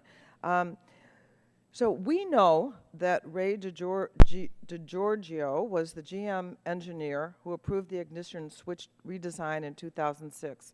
Is he still an employee of your company? I believe he is. Do you know who signed off on the initial faulty ignition switch that did not meet your specifications? I don't, but that's what I will learn with the investigation. And after we have a complete investigation from a very complex process, we will take action, we will change process, and we will deal with any people issues. I think we demonstrated in the issues we learned in India with the Trevera about a year ago. We will take serious steps and hold people accountable. So no one right now has lost their job as a result of this knowledge about this defective part? We are just a few weeks into the investigation by Mr. Valukas. We've already made process changes, and as I return to the office after this, we will begin to look at the implications now that we have more data coming from the investigation and take the appropriate steps. Thank you. I yield back. Gentleman yields back. Now recognize the gentleman from Georgia, Dr. Gingrey, for 5 minutes. Mr. Chairman, thank you very much. This hearing is much appreciated. Pretty poignant to me, since Brooke Melton lived in my congressional district at the time, and had it not been for an outstanding plaintiff's attorney in the Cobb Judicial District of Georgia, and bringing this case, I'm sure it was against the local dealership, resulted in a settlement, but it brought to light what's going on now and the purpose, and hopefully some good can come from this hearing. And I want to thank Chairman Murphy for holding it and investigating the root cause of the General Motors recall of over 2.6 million vehicles linked to these ignition defects. Unfortunately, Ms. Barra, I heard just yesterday that the recall now includes 6.3 million vehicles. And I do want to speak a little about this young lady named Brooke Melton, a nurse in Paulding County, Georgia, which at the time was in the district I represent, and she was, as you know, tragically killed March the 10th, 2010, on her 29th birthday in a horrific side impact accident on Highway 92 and the ignition switch in the accessory position. Just the day before her death, she took her 2005 Chevy Cobalt into the dealership for service. And the service report stated, "Customer states engine shut off while driving, please check," end of quote. Despite the fact that a service bulletin was issued from General Motors for faulty ignition switches back in 2005 for that make and that model, the on-site mechanics cleaned the fuel line, cleaned the fuel injection, told her to come pick up her car, which she did. Brooke Melton's tragic death is not acknowledged as part of this recall because it involved a side impact instead of a front impact. Mrs. Melton's parents, Ken and Beth, they're not here today, I don't think, but they deserve answers. Ms. Barra, is Brooke Melton included in General Motors' death count, yes or no? To my knowledge, no. No? Because it was a side impact, and we've been Right. Why did General Motors not include the non-deployment of airbags from side impact accidents resulting in loss of life or injury in this recall? As you look at a frontal collision and the way the airbag is to operate, I believe the assessment was made that would potentially be related to the switch. Yeah, but Ms. Barra, if you connect the dots, I mean, the ignition gets knocked over to the accessory position. There was a problem. You're using faulty, even by your own standards, equipment. And so maybe what happened was that all of a sudden the car stalls. She's driving perfectly, trying to control without any power steering, without any power brakes, may very well have, and I don't know the details of that accident, but may very well have run through a four-way or a red light and was slammed into from the side. Whether it was a head-on collision or a side collision, it was for the same reason, and she is dead. And that was almost 4 years ago. I don't understand why General Motors does not include the non-deployment of airbags from side impact accidents resulting in loss of life or injury in this recall. Can you explain that to us? Well, first of all of the accidents and fatalities are very tragic, as you've indicated, and we're deeply sorry for those. We've been very clear of the number that we put forward. There's been a lot of analysis that's gone on to look at potential incidents, and well, does General Motors investigate, or do you plan to investigate, whether this condition relates to the non-deployment of airbags and side impact crashes? we have individuals that are looking at the available information from accidents. You told us about your recent hire, and I hope they will. Lastly, Ms. Barra, to what extent did GM regularly inform dealerships, like the dealership obviously in Cobb County, of its 2005 technical service bulletin on faulty ignition switches, so that these service technicians, these young guys, you know, maybe working there 6 months to a year, that they could properly address a customer complaint like Brooke had the day before her death?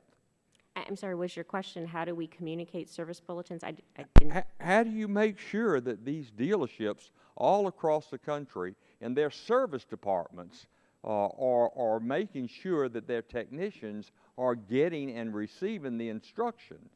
We can provide details on exactly how we communicate service bulletins and how that's rolled out to each of our dealerships across the country.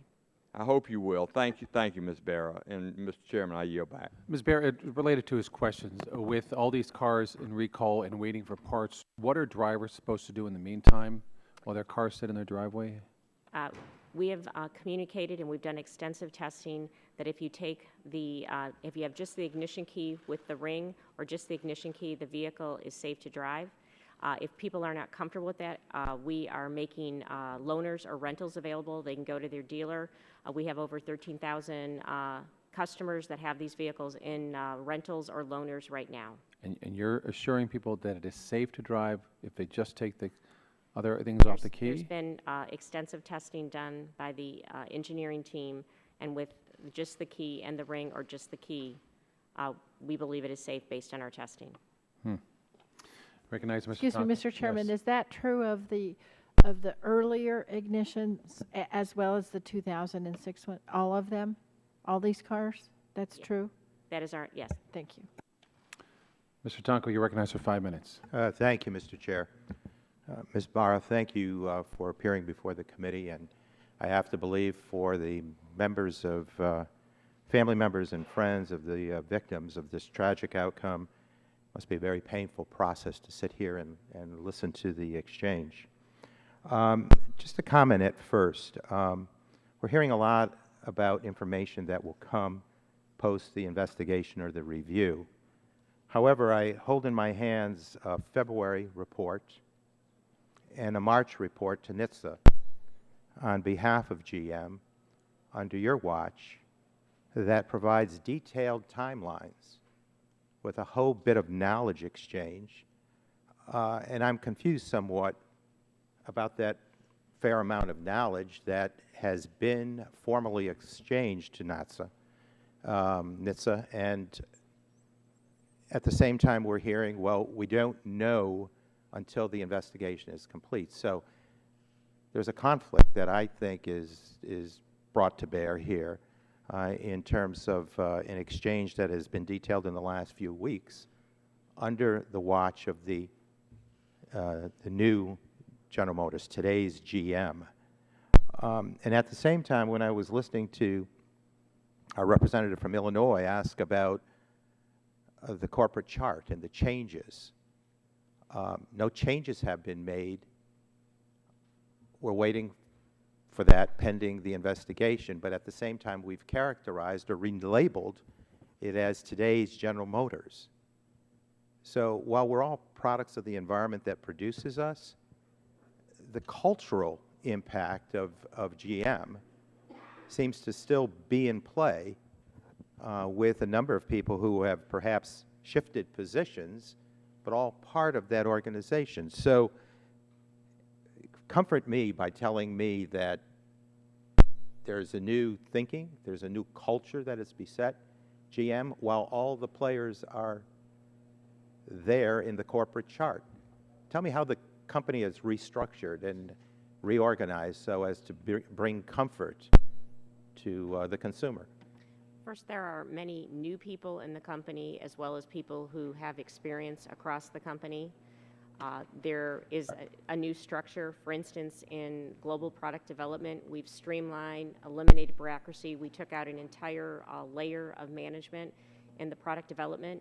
We've completely redone the quality processes over the last, it started in the 2011, 2012 timeframe. We've changed our test procedure. We've added additional validation. So there's been a complete remake of the way we drive quality. We test to failure instead of testing to a standard. That's just one example. And we've looked across the entire organization. We've rebuilt our supplier quality organization, adding over 100 resources just in this country alone. So there's systematically we've gone across the company and we're making changes. Even in the chronologies, which I think you held up, those are the most detailed chronologies that we have ever provided, sharing, again, in a summary fashion with the information we have now, but then we are conducting an investigation with Mr. Valukas. We've also rolled out new values with the customers our compass, relationships matter, and individual excellence. We've trained thousands of people, but most importantly, it's leadership at the top. It's the leadership of how we behave, of how we demonstrate when we make decisions, and that we make decisions that focus on the customer, focus on safety, focus on quality. And I can tell you, from my leadership team and the next layer, we continue to drive that every day. We recognize culture change doesn't happen in a year or two, but we are well on that journey, and we are dedicated to it, and we very clearly want to have the safest vehicles on the road. And will you make that list public from the report that you're anticipating? I'm sorry? will you make the list that will be coming forth public? Will you share The that? list of, I'm sorry. The full report coming from Mr. Valukas. Mr. Valukas will give us findings, and we will make the appropriate findings available to this body, to our customers, and to our employees. The appropriate findings. What about the full report? I'm not I don't know if he'll give a report or if he'll share findings. If he does, will you share the full report? We will share the appropriate information. Not the full report. Again, I don't know if there will be a full report, but we will share. If there will be a full report, will you share it? I commit that we will be very transparent and we will share what's appropriate. So in other words, there's no commitment to share the full report. I'm saying I will share what is appropriate. I hear the answer. Mr. Chair, I yield back. The gentleman yields back. Recognize the gentleman from Louisiana, Mr. Scalise, for 5 minutes. Thank you, Mr. Chairman. Appreciate you having this hearing. Ms. Barra, thank you for being here. And let me first say my prayers are with all the families of those who lost their lives and others who've been impacted by this. I want to thank you all for being here in this room as well. Obviously, the questions we have are even more pertinent to the families that are here, and that's why it's important that we ask the questions and get answers. And if we're going to work to make sure that we can prevent something like this from happening again, we've got to get into the real details of what went on during those period of years, unfortunately years, where it seemed somewhere inside of General Motors there was a knowledge that this was a problem before it got to the level of recall. And I want to first take you, Ms. Barra, to the tab you've got there, number 38. Tab 38 is the sign-off. This is it's called a General Motors Commodity Validation Sign-Off. This is the actual sheet that the engineer signed off on that approved the design change in the faulty ignition switch. Have you seen that document before? This is the first time I've seen this document that's labeled Delphi. Now, what we're talking about here, I mean, how long have you been aware of the problem with these faulty ignition switches? I was aware that there was a faulty ignition switch on January 31st. Of this year? Of this year. Okay, so as you're going through, I'm sure some of the questions you have and are asking may be some of the ones we're having. First question you would want to ask is, what did we know about it? When did we know? Did we know well in advance, and why didn't we prevent it from happening? The first thing we all are talking about is, when was this found out within GM to the point where they actually made a change? I mean, y'all made a design change. The letter I've got here, this form, is dated April 25th of 2006. So 2006 is when your engineers, and there's a name on this sheet, there's an actual engineer who you just said under oath earlier is still employed with GM. There's an engineer that actually signed this document approving a change in this ignition switch. In fact, with the part number's on here. Has anyone, in your knowledge, has anyone in GM taken this, he's an employee of yours, you can just pull him aside right now, and asked him, when you signed off on this in 2006, number one, why didn't you change the part number? And number two, why did you approve a change in the ignition switch and not bring it to the level of recall? In 2006, clearly people lost their lives after this was signed off on. So do you know right now, and you're under oath, do you know of anyone that has asked the person that signed this, that signed off on this, have any of y'all asked him those basic questions? I know this is part of the Anton Valukas investigation, and I want to know the answers to the questions you're asking. So do you know of anyone that's asked him that question? I mean, he's an employee of yours right now. You could pull him aside right when you leave here today and ask him these questions. But I think it's very important, as we do an independent investigation, that we let Mr. Valukas go do a thorough investigation, talk to people, that there's not a lot of side investigations going on. He is the one standard that we're going to use in this investigation. Clearly, he brings the objectivity to it. Clearly, I mean, you talk about a new culture. Has anyone been held accountable as of now for what's happened? Again, we are just, we learned of this on January 31st. Well, again, you have a design change in 2006 related to what we're talking about. This is not a 2014 issue. The recall was issued in 2014. But the product, the faulty ignitions, which we're talking about, was redesigned in 2006 by one of your engineers who's still an employee at General Motors.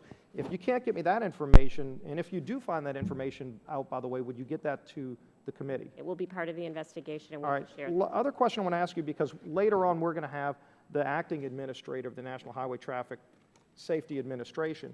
Some of the things he says in his testimony, before you leave, I'd like to get at least some responses. He says, number one, we are pursuing an investigation of whether GM met its timeliness responsibilities to report and address this defect under federal law. Are you aware of whether or not GM has met its obligations of timeliness? That'll be part of the investigation that we're doing to So answer. you're not aware at this time, though? I mean, if you were aware of something, that would be a violation of federal law. If you're aware of that already, can you share that with us? I am aware of the findings that I've already shared from Mr. Valukas today. Okay, and another question he asked in the brief time I have left, he says, GM had critical information that would have helped identify this defect. That's the gentleman that's testifying right after you. You don't have the opportunity to come behind him and respond. He's going to be saying this. He's writing this in his testimony. What would you say in response to his statement that GM had critical information that would have helped identify this defect? As I've already said, we have already learned through Mr. Valukas' investigation that there were points in time where one part of the organization had information that wasn't shared across to the other side of the organization. You can call it a silo. At some point, they didn't understand that the information would be valuable to another party. So I've already shared that we have found that to be true, and we've already made changes to the structure and to the responsibilities of people so that won't happen again. We appreciate getting the full range of answers to all these questions. And with that, I yield back the balance of my time. Thank you, Mr. Chairman. I now recognize Mr. Green for 5 minutes of Texas. Thank you. Thank you, Mr. Chairman. And Ms. Barr, first of all, congratulations on being the CEO of General Motors. Like a lot of my constituents, I've been a customer of GM. In fact, I can't list the number of vehicles I think I've owned. Although my wife drives a Tahoe, I lease a Malibu, I have a Blazer, and you know, so and we keep them for a long time. And so I appreciate GM products. And you've heard the questioning today from, and it seems like on a bipartisan basis, we're trying to find out what's happening. Although, Mr. Chairman, I know you heard it, I was surprised because Dr. Gingrey is a good friend of mine and a physician, and to say he thanked the plaintiff's lawyer for something, you've at least gotten Republicans and Democrats on the same side on something. So Phil's not here now, but there is a reason we have a civil bar. You've gone down the litany with the other questions of the problems that were happening. In 2002, the switch was acknowledged it was below specs. In 2005, the dealers were notified of a problem, but it was because of heavier key rings. And I thought about my wife's key ring that she uses. It's like has everything in the world on that key ring, so I couldn't imagine that would be an issue. But I guess getting down to the concern I have, and in 2007 you modified the switch ignitions for future models. But though the switch ignition still fell below the initial torque standards by GM. Let me give you an example of what this has caused. I have a constituent who I talked to yesterday before I left Houston, and whose mother, Lois, owns a 2003 Regal, which is 10 years old. And she's owned GM products like I guess I have for many years. But the Regal began stalling and turning off in February of 13, and even the car had less than 50,000 miles. Since she's owned the car, it's gone to the GM dealer 6 times. The battery's been replaced. And each time, the dealer did not fix the problem. She ended up finding, and I'll quote Ms. Knutson, who told it to me, that she finally found a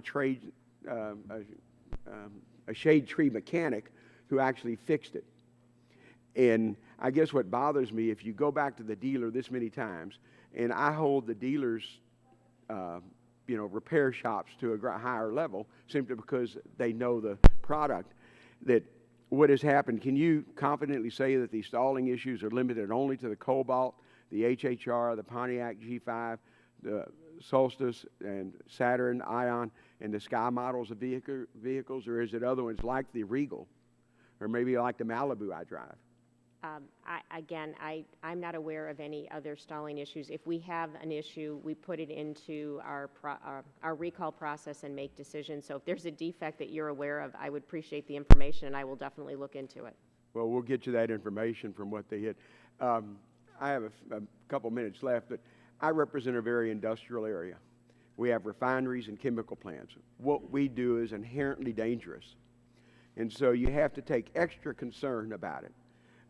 And it looks like in the last 10 years, GM has not, somewhere along that line, the culture of the company is not there to deal with that. And as the new CEO, I would hope you would make sure it happens. And I've said this many times, when I have a chemical plant or refinery that has an accident and somebody dies, and we've been able to pinpoint, sometimes with civil justice, but sometimes through Chemical Safety Board, on what the decision was made that they didn't do that caused people to die. That's what happened here. And General Motors is a much greater company than to do that. And I would hope the culture of your corporation would be better so it would continue to earn the respect that both this lady and I have. But that's your job now as CEO. But you need to fix it. And fix it as quick as you can, because it's going to cause problems, obviously. I agree with you. It is completely my responsibility, and I will work day and night. We've already made tremendous change at General Motors. We'll continue to do that, and I recognize it's my responsibility. The last thing in my 30 seconds is, should that, my constituent, should she have her mother in Phoenix take that Regal back and have it checked by a dealer now to see what happened? And I wish you would send a note to me, and I will. I'll get you that information and we'll check. Thank you, Mr. Chairman. You now recognize Mr. Griffith for 5 minutes. Thank you, Mr. Chairman. Ms. Barra, you have indicated that the not having a new part number when the part was changed in 2006 is not acceptable.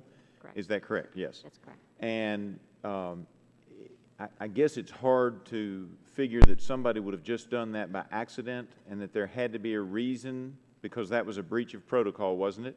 I don't think there's an acceptable reason to do that. Okay. And while there may not be an acceptable reason, you would have to acknowledge that a reason in somebody's mind, while not acceptable, might be that it's actually harder to track the problem with the old part when you have an improved new part that's put in its place. Isn't that correct? Yes or no? Yes. Yes. And while you have indicated that you did not know the individual name of the person who made that decision, do you know whose job title it was or in whose chain of command it was to make the decision not to create a new part number for that part? I don't. It'd be within the engineering organization, but I will learn that from the investigation, and we will take appropriate action. And would that engineering department have been under your chain of command at some point in your tenure with GM? Since February of 2011. But it never got to you, that nobody ever brought this to your attention? No, it did not. All right, I appreciate that. I do have this question, and I think that the answer probably is that your investigation will reveal this, but it is somewhat concerning that while the trial lawyer that uncovered this may be very savvy and his expert might be pretty sharp, you all have sharp people working at GM as well, do you not? I believe we do. And it's one of those questions that I'm sure your investigation will uncover, but why didn't your team of engineers connect the dots and figure out that when the ignition slips into that auxiliary position, the airbags won't function properly? Congressman, those are the questions I want to answer, and as I've said, it's taken way too long, and we will learn from this, and we will make changes, and we will hold people accountable. And not only holding people accountable, you were asked earlier, and I know that you're in a tough spot on that, as to what kind of liability GM will end up accepting, because there's legal liability and moral liability, and you've said that. One of the questions that I would have, it would have been a whole lot easier just to have actually listed these liabilities in the bankruptcy, wouldn't it? Would it not? It would have been easier to do it in the bankruptcy instead of having to come out now, wouldn't it? The best thing in the world would be as soon as we find a problem, we fix it, and it doesn't exist in the marketplace and doesn't affect our customers and doesn't create tragedies. And here's one of the things that concerns me. Have you been given any estimates yet by Mr. Feinberg or others as to what a best case, worst case scenario is on your civil liabilities? We have just been in initial conversations with Mr. Feinberg. I believe we will work through him to evaluate the situation over the next 30 to 60 days. Has anybody else given you a best case or worst case scenario over liability issues related to this problem? There's been a lot of estimates done in the public, but none given specifically to me. Okay. Would those liability issues have negatively impacted the prospects of either a bailout by the federal government or, prior to the bailout, the people who were lending you money to keep GM afloat with its heavy liabilities already existing? Would not the additional liabilities that would have come forward by this problem have had the potential to dissuade private investors or the federal government from giving cash to GM? As I look at it, as soon as we identify an issue and fix it, then there aren't liabilities, or the liabilities are contained. And that's what as we look at problems as we go forward, we want to fix them as soon as we can. And if there's a safety issue, we're going to make the change, make the right investment, and accept that. But in the real world of business, if there's a new set of liabilities that come onto the page that weren't there before, it's harder to get money from both public and private sources. Isn't that true? I think it depends. It depends on the situation. So it's a general question. I don't feel appropriate commenting. All right. I appreciate that. Let me ask this last question. When this issue first came up, the corresponding problem resolution tracking system report document identified the issue as severity 3. What does that mean? I'm sorry. It said severity 3. I'm referencing back to some of the documents you've given and that your folks have given us. And the initial assessment in 2004, 2005, when your problem resolution tracking system report came out, it related this problem as being severity 3. What does that mean? I don't have a specific definition for that. Can you get one for us? I can. I appreciate that, and I yield back. Can I ask a clarifying question for what Mr. Griffith was saying? Did GM purposely and willfully negotiate during the bankruptcy issues or in the process of obtaining the loans? Did they purposely withhold any information that they may have known about pending lawsuits or things that would be emerging in the future about the Cobalt or other cars? I am not aware. I personally did not withhold any information. I am not aware, but I can't speak to every single person. Thank you. Mr. Welsh, you're recognized for 5 minutes. Thank you. I have to congratulate General Motors for doing the impossible. You've got Republicans and Democrats working together. And I thank my colleagues for their focus on this hearing. A couple of things. How many cars have been recalled as of this date? Related to the ignition switch? Right. Over 2.5 million. Now, this ignition switch issue was first, it came to light in 2006, is that correct? Through our investigation, we'll know when it came to light. It came to light to me on January 31st, 2014. Well, I mean, that's totally irrelevant to the people who lost their lives. I understand. I mean, you're the current CEO, but that's not relevant to the question I just asked. I'm sorry, I thought you asked when I became aware of it. No, GM. Again, that's what we'll learn in our investigation. Well, you changed the switch after 2006. You began in 2007 changing the switch, right? Yeah, there were changes made. So would it be a logical inference that somebody thought there was a reason to change the switch that had been in use in 2006 to 2007? As we do on our internal investigation, I hope to get those answers. Well, okay. Wouldn't that be a starting point? Somebody, for some reason, decided to change a very critical part in the car between 2006 and 2007, correct? Correct. So let me ask you this. If you had recalled cars and acted on this aggressively in 2006 when you were making the decision that you had to change this, you, GM, not you. Okay, I'm sorry. Okay. GM changed the switch. How many cars would you have had to recall had you acted in 2007 when you made the decision to change the switch? I can get you the exact number, but it would have been significantly less. I don't Give know. me an estimate. You can talk to your back row there if you want. Again, I will confirm with an answer, but I would assume it is something around more 1.2 million. Just from 2000, so you would have cut it down at least in half, and maybe more. Because, again, we're starting with vehicles that the Saturn Ion was in production in '03. All right, let me just get a business-type question here. What do you estimate would have been the cost to GM of this recall had they done it in 2007? When we looked at the population from '03 to '07, actually, if I look at all of the vehicles that had this, it would have been a higher number. I believe it was 1.8, and that would have probably, the estimated cost for those two pieces is something less than $100 million. Okay, and what do you estimate will be the cost of the recall now that is being done 8 years later? Well, there's a larger population. We can provide the information. I want an estimate. Well, I want people to be able to hear this. I mean, a decision delayed is money and lives at risk. So I'm trying to get an opinion from you, and it's ballpark so it can be adjusted, as to what the cost would have been had you acted 8 years ago versus acting now, you, GM. Well, if we would have acted at that point, we'd have had a smaller population, as we've talked about. Look, I know that. That's obvious. I'm sorry, I'm not trying to be difficult. I don't understand your question.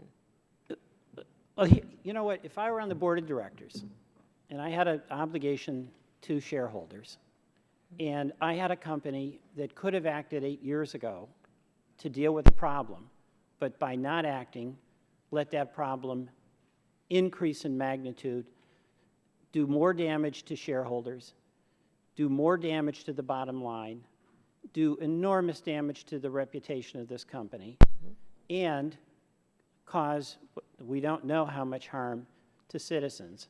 I'd want an answer to the question. I agree, and it would have been substantially less at that time frame had we done it than what it will be now. GM was involved in litigation concerning allegations that this switch was defective and caused problems, correct? Yes. And GM settled some of these litigation matters, correct? Correct. After very aggressive defense. Those settlements were secret? They're confidential by both parties. By both parties, you know, some of us have been in court. By both parties usually means by the request of the party that's paying the damages. I wasn't involved in those settlements. All I know is confidentially was by both parties. You know, this is not good. You are the company right now, all right? Yes, Let me ask this question. Do you believe that when a company that has been sued about a matter involving product safety, where a person has been seriously injured or has died, that the company that settles, as a matter of policy, should be entitled to keep secret what that settlement was about? I am not, I think that there are issues associated with that every settlement is unique, and it's a decision that is agreed to by both parties, and I don't have any comments. Let me ask another question. Each one is unique. If a company, GM or any other company, settles litigation and pays a substantial amount of money pertaining to an allegation about serious bodily injury or death, should that company be permitted to keep secret that settlement from the governmental agency whose responsibility it is to protect the public safety? If that is information required by that government agency, then we would provide it. If the two parties involved in the settlement agree to it, that's their agreement. So if you don't have to do it, you won't do it? If both parties want that, I'm making the assumption that both parties agree to it, which is what I've been told. Okay, I yield back. Thank you. Thank you. Gentleman's time's expired. Now recognize the gentleman from Missouri for 5 minutes, Mr. Long. Thank you, Mr. Chairman, and thank you for being here, Ms. Barra. And I want to thank the families that are here today for keeping safety in the forefront of America's and Congress's consciousness when it comes to automobile safety. And we've heard about this same subcommittee in the past dealing with issues before I came to Congress, the Ford Explorer Firestone tire situation. We've heard about the Toyota accelerating car issue. And like I say, I wasn't here, but I can imagine that the questions were similar. Who knew what when? Who was responsible? Did you know this person? Have you done anything about it? I want to take a little different tack with my line of questioning, as I normally do. And that is that people ask me all the time, do you think you make a difference? When you go to Congress, you're up here a few years, do you think you're making a difference? And that's hard to quantify, to explain to somebody whether you're making a difference or not.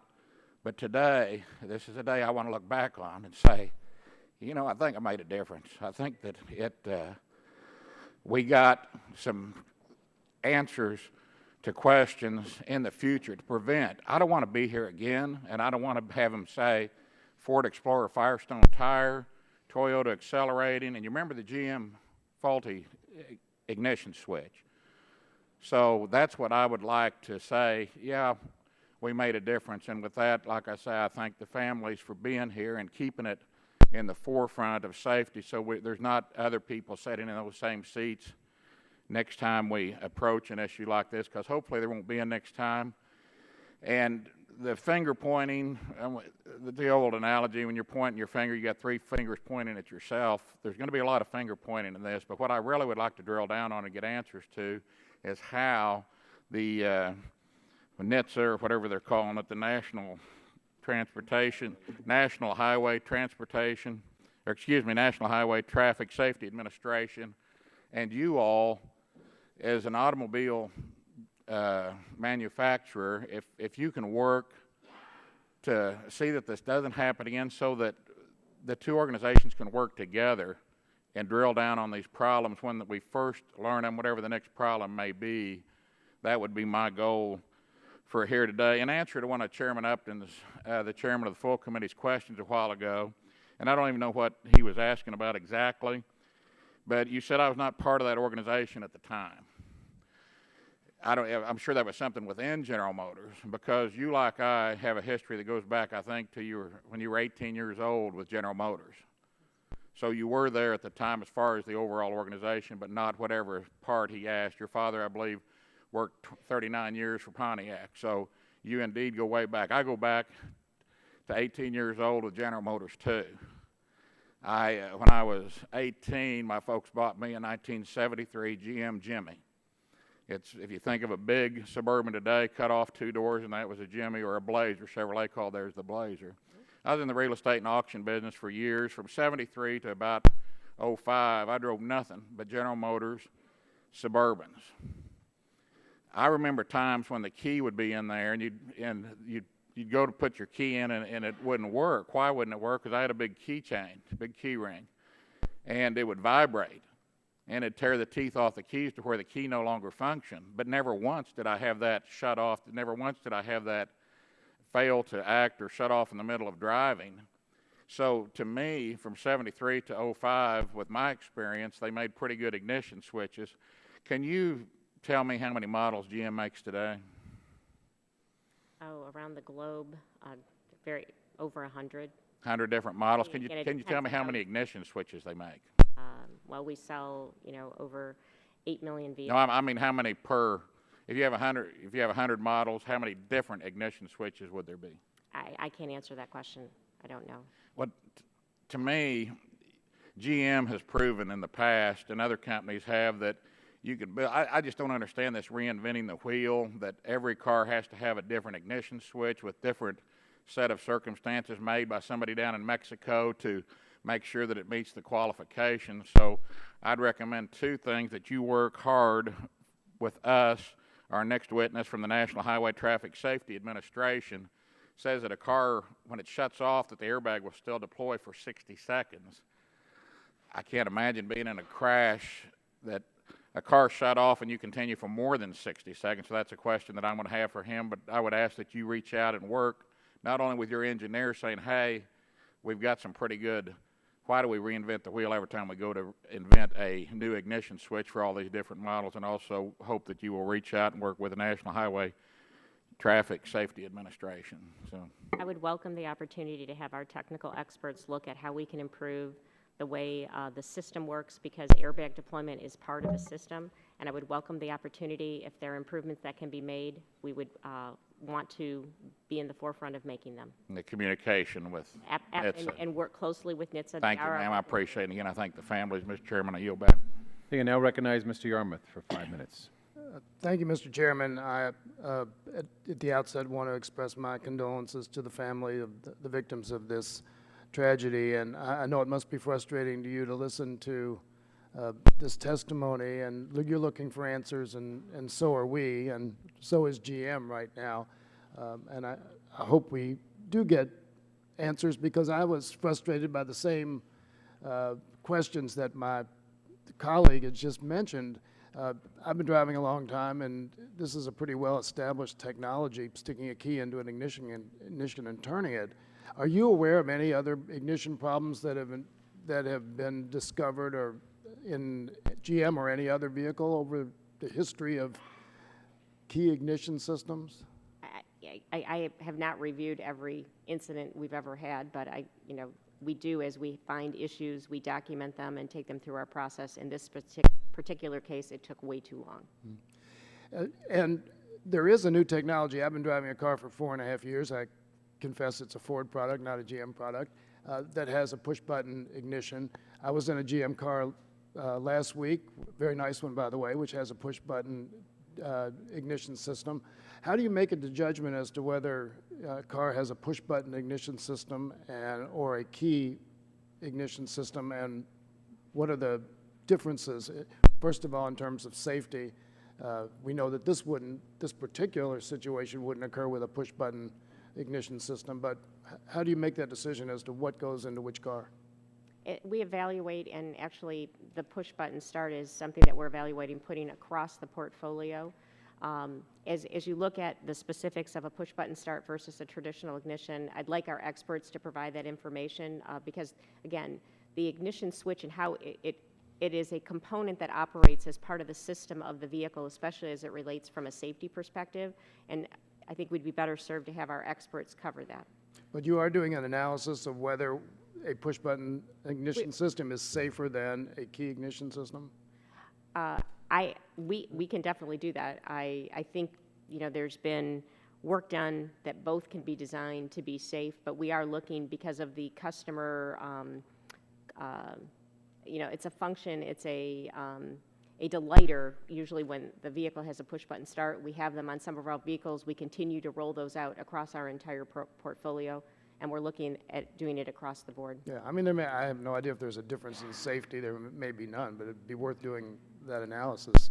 One of my staff members has a 2005 Malibu that was recalled because of a power steering issue, and she called the dealership, and the dealership said that they didn't know how to fix it.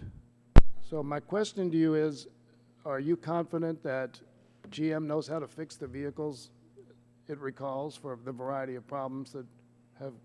Well, first of all, if we find a situation that's not safe and we don't know how to fix it, we're still going to recall the vehicles and we'll take those actions. In this case, there may be a communication lag because there is a fix, whether it's a check or a replacement of the product.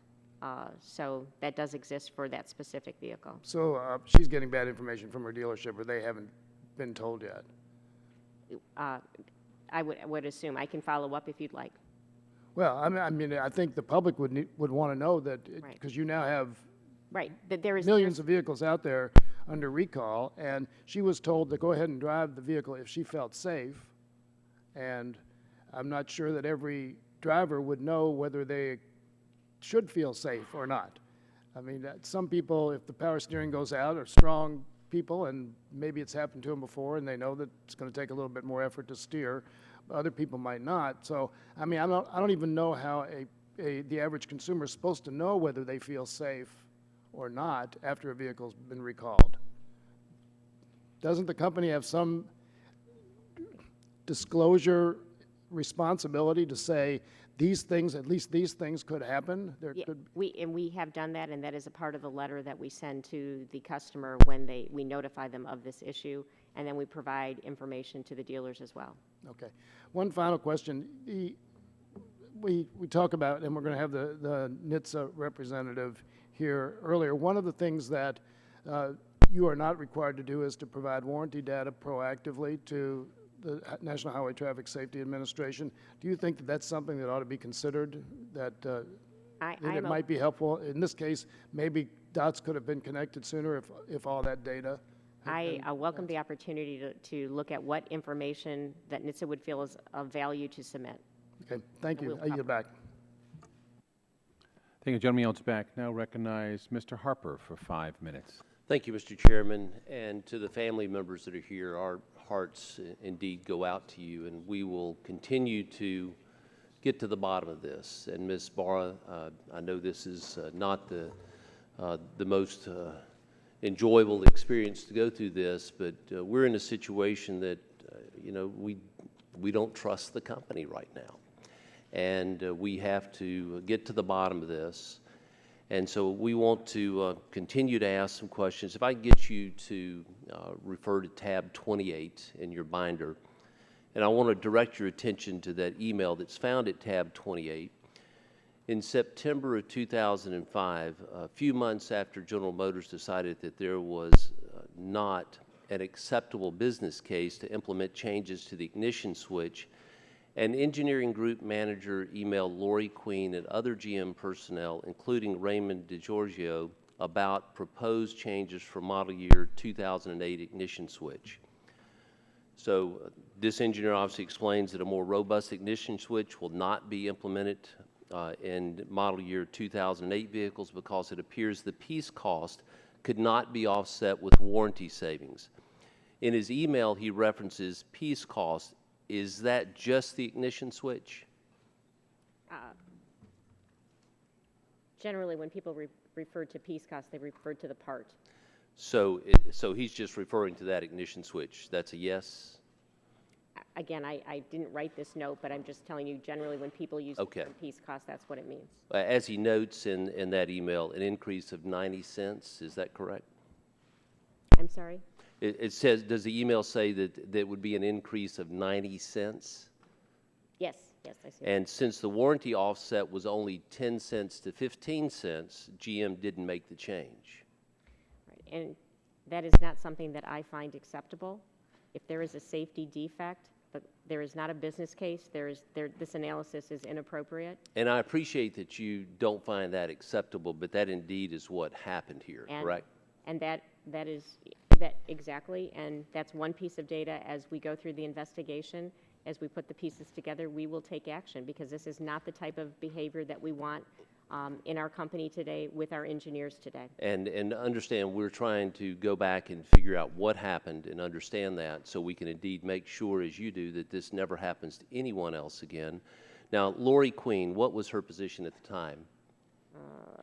If the 2005, I believe she was a vehicle line executive, but I can go back and confirm that. If you would let us know, please. How does cost factor into decisions about safety? They don't. Again, I can only speak to the way that we are running the company, and if there is a safety issue, if there is a defect identified, we go fix the vehicle, fix the part, fix the system.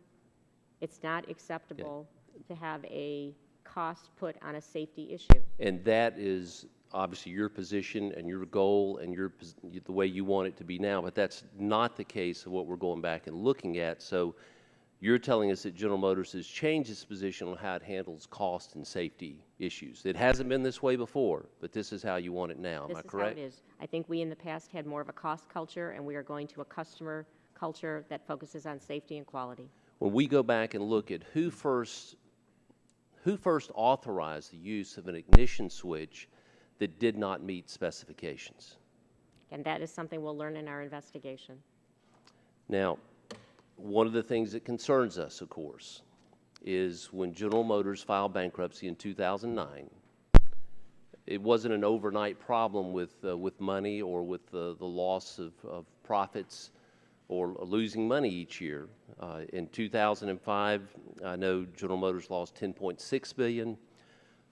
Jumped to 2007, lost $38.7 billion. 2008, lost $30.9 billion, and then filed for bankruptcy in 2009.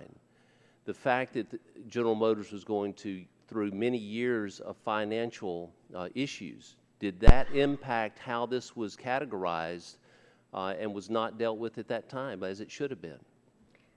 I can't answer that question. I want to know the answer to that question, and when I do, I will take action. All right. You indicated earlier that a specific traffic death was not included in the count of fatalities that may have been associated with this issue. I would like to see other traffic deaths or serious injuries that were looked at, but the determination was made that it was not part of this total. Can you get us that information? Through our TRED information, yes. Will you get that for us? Yes. Thank you very much. I yield back. All right, gentleman yields back. Now recognize Ms. Castor for 5 minutes. Thank you. Natasha Weigel, age 18, was killed October 24th, 2006, while riding in a 2005 Chevy Cobalt. Cheryl Troutwine, age 19, was killed on June 12, 2009, after losing control of her 2005 Chevy Cobalt. And Alan Ray Floyd, age 26, was killed on July 3, 2009, after losing control of his 2006 Chevy Cobalt. I understand that Ms. Weigel's parents and Ms. Troutwine's family are in attendance at the hearing today. Others have been killed because of GM's defective ignition switch. The fact is, we do not know yet the full extent of the fatalities, injuries, and accidents, but evidence is growing through this investigation and that in the press, and hopefully your own investigation, that the deaths could have been avoided if GM had addressed this issue long ago. We know that GM knew about this problem as far back as 2001.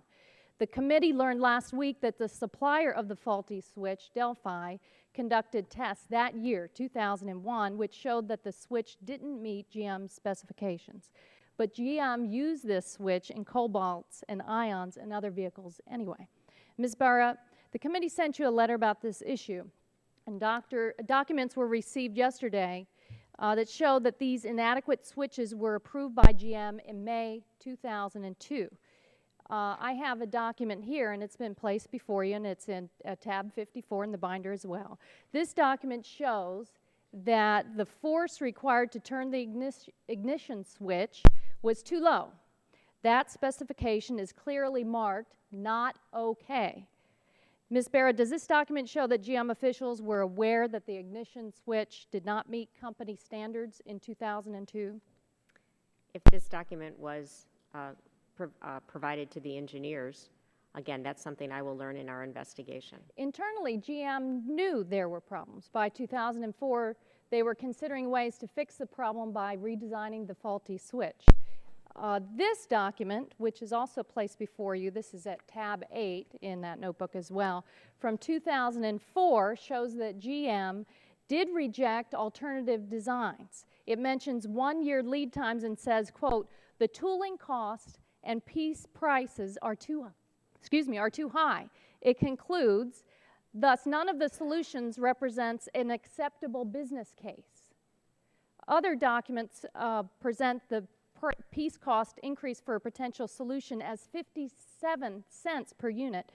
Ms. Barr, do you know who at GM would have made the decision about whether to make this change in 2004? Well, first of all, I find that decision unacceptable, as I've stated. If there is a safety defect, the cost is not the issue that we look at. We look at what it's going to take to fix the problem and make the vehicle safe. As we go through our investigation, we will put all the pieces together of incidents and actions that were taken or not taken over a more than a decade period and make the appropriate process changes. So in retrospect, do you think that a repair cost of 57 cents was too costly for GM to undertake?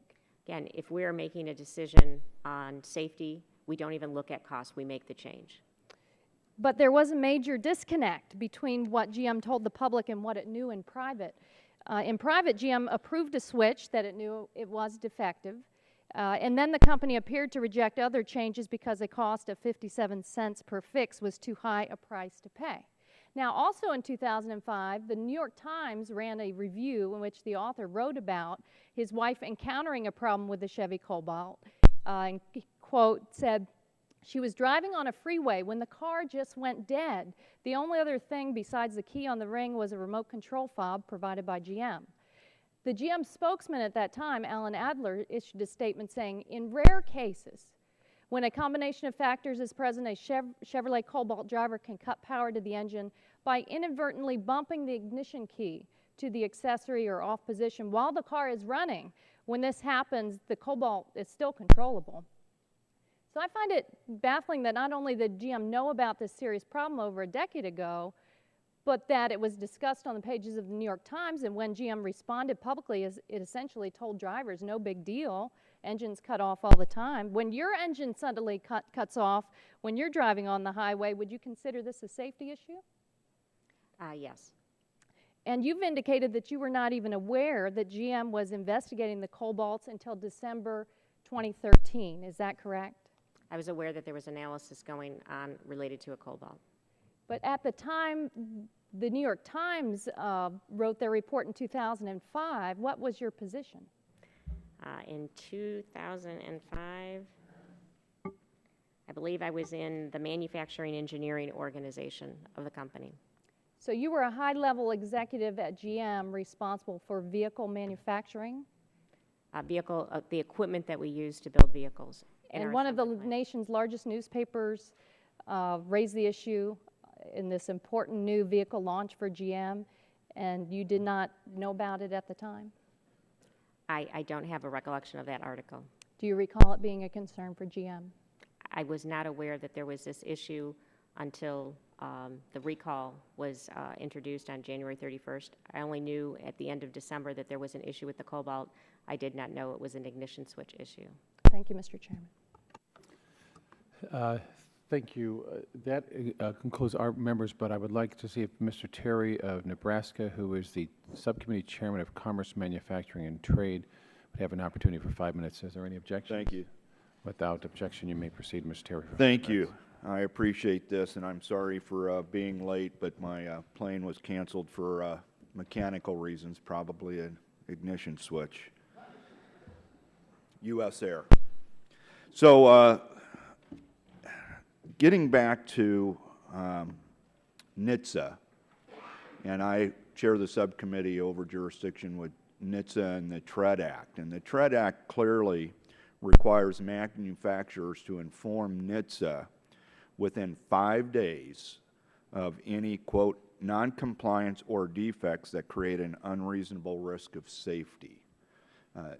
Did GM at any time contact or notice NHTSA of any noncompliance or defects regarding the ignition switch? That is something I hope to learn as we go through our investigation. Okay.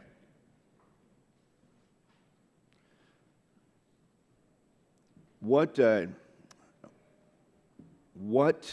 is the difference between noncompliance and a defect? It's a very broad question. No, it's a very specific question. Well, I think it depends on the specific situation that you're talking regarding a ignition switch. So your question is, what is a non-compliant? Yeah, a non-compliant ignition switch. My understanding of when there's a non-compliance, it's a very specific term used by NHTSA to standards, but I can get you the specific definition of that versus when we feel we have found a defect with one of our parts. And that's why it's or. So when an ignition switch is substandard, it's non-compliant. And a defect then is a higher level, and I think that's what we're looking for here today, is to determine if there was, quote unquote, a defect. Congressman, I think in the language that we use with NHTSA, there's very specific definitions, and I'd like to provide those to you as opposed to... I can get the definitions from NHTSA. I'm not asking you to do that. You're asking a very specific question related to this, and I'm trying to be truthful. Okay, but just, I'm not trying to beat up on you here, but just repeating back NHTSA's definition, I'm asking specifically how it how it applies to the ignition switch, and NHTSA's going to testify there was no notice. I'm sorry, I didn't hear. NHTSA's going to. My understanding is that NHTSA said that GM did not contact them of noncompliance. If I find through our investigation that we did not provide the appropriate information to NHTSA, that will be a very serious issue, and we will take appropriate action with the individuals involved. All right. Thank you. I yield back. The gentleman yields back. I think there's no further questions. Mr. Gett, you had a clarifying question? Yes, I just had 2 questions, Mr. Chairman. Thank you. The first one is I've been sitting here thinking about these new ignition switches that you're putting into the recalled cars. They're based on the 2006 specs, but what you're saying, Ms. Barra, is that they're going to meet the highest safety standards when they're manufactured. Is that right? Our engineering team is going through extensive validation testing to make sure that they meet the requirements. And on the component technical specification, it's tab 53 of your notebook, which was December 6, 2012, that it says the minimum torque required by the switch on the return side of the ignition switch from crank to the run position must be 15 N-cm. So would that be the standard then, since it says it must be that? From the position of run to accessory? Yeah. 15 is the minimum. The spec is 20 plus or Right. minus 5. But, yeah, okay. And my final question is, I'm impressed. This committee has had experience with Kenneth Feinberg before, because he was appointed to help administer the fund that was set up by BP after Deepwater Horizon, which was this committee's investigation. He was also appointed to administer the fund after the Boston Marathon terrorist attacks. But I want to make sure that what you're doing when you hire him is you're really doing something, because he's usually hired to sort out the value of people's claims and then assign money. And I'm assuming GM's hiring him to help identify the size of claims and then help compensate the victims. Is that right? Is GM willing to put together some kind of a compensation fund for these victims that Mr. Feinberg will then administer? Is that why you've hired him? We've hired Mr. Feinberg to help us assess the situation. We understand. So really, there's no money involved in this at this point? We have just hired him, and we'll begin work with him on Friday. So really, you hired him, you announced it today, but so far he's not being given any ability to compensate victims. Is that what you're saying? We are going to work with him to determine what the right course of action is. And might that include victim compensation here? We haven't made any decisions on that yet. Okay. Thank you so much, Mr. Chairman. Thank you. Ms. Barra, we thank you for your time today. Jim has cooperated with this investigation, and we expect your company will continue to cooperate. Let me make a couple of requests.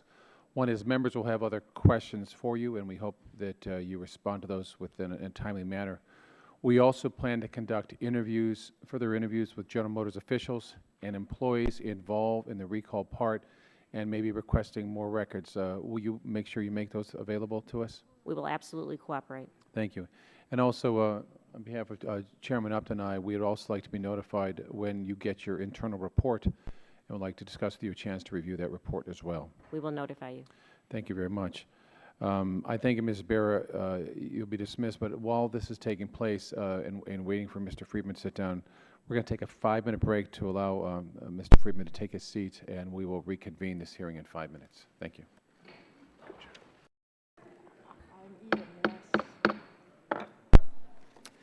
Thank you. This hearing of the Oversight and Investigation Subcommittee on Energy and Commerce.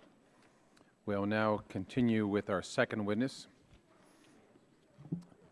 Mr. David Friedman has served as the acting administrator of the National Highway Traffic Safety Administration since January 18, 2014. He was sworn in as deputy administrator on May 15, 2013. Before becoming NHTSA, which is the National Highway Transportation Safety Administration's deputy administrator, Mr. Friedman worked for 12 years at the Union of Concerned Scientists as a senior engineer, research director, and as the deputy director of the Clean Vehicles Program. I'll now swear in the witness. Ms. Friedman, you are aware that the committee is holding an investigative hearing, and when doing so has the practice of taking testimony under oath. Do you have any objections to testifying under oath? I do not. Thank you. The chair then advises you that under the rules of the House, and the rules of the committee, you are entitled to be advised by counsel. Do you desire to be advised by counsel during your testimony today? I do not. In that case, would you please rise and raise your right hand? Do you swear, I'll wait till you're ready. Do you swear the testimony you're about to give is the truth, the whole truth, and nothing but the truth? I do. Let the record show the witness is now under oath and subject to the penalties set forth on Title 18, Section 1001 of the United States Code. Ms. Friedman, you may now give a 5-minute summary of your written statement. Chairman Murphy, Ranking Member DeGette, and members of the committee, thank you for the opportunity to testify before you today. To begin, I would like to say that on behalf of everyone at NHTSA, we are deeply saddened by the lives lost in crashes involving the General Motors ignition switch defect. The victims' families and friends, some of whom I believe are here today, have suffered greatly, and I am deeply sorry for their loss. Safety is NHTSA's top priority, and our employees go to work every day trying to prevent tragedies just like these. Our work reducing dangerous behaviors behind the wheel, improving the safety of vehicles, and addressing safety defects has helped reduce highway fatalities to historic lows not seen since 1950. In the case of the recently recalled General Motors vehicles, we are first focused on ensuring that General Motors identifies all vehicles with a defective ignition switch, fixes the vehicles quickly, and is doing all it can to inform consumers on how to keep themselves safe. We are also investigating whether General Motors met its responsibilities to report and address this defect as required under federal law. If it failed to do so, we will hold General Motors accountable, as we have in other cases over the last 5 years, which have led to record fines on automakers. Internally at NHTSA and the department, we have already begun a review of our actions and assumptions in this case to further our ability to address potential defects. Today, I will share what I've learned so far.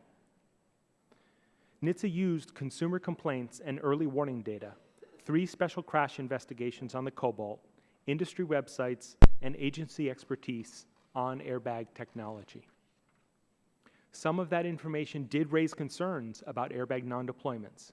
So in 2007, we convened an expert panel to review the data. Our consumer complaint data on injury crashes with airbag non-deployments showed that neither the Cobalt nor the Ion stood out when compared to other vehicles. The 2 special crash investigation reports we reviewed at the time were inconclusive on the cause of non-deployment. The reports noted that the airbags did not deploy and the power mode was in accessory.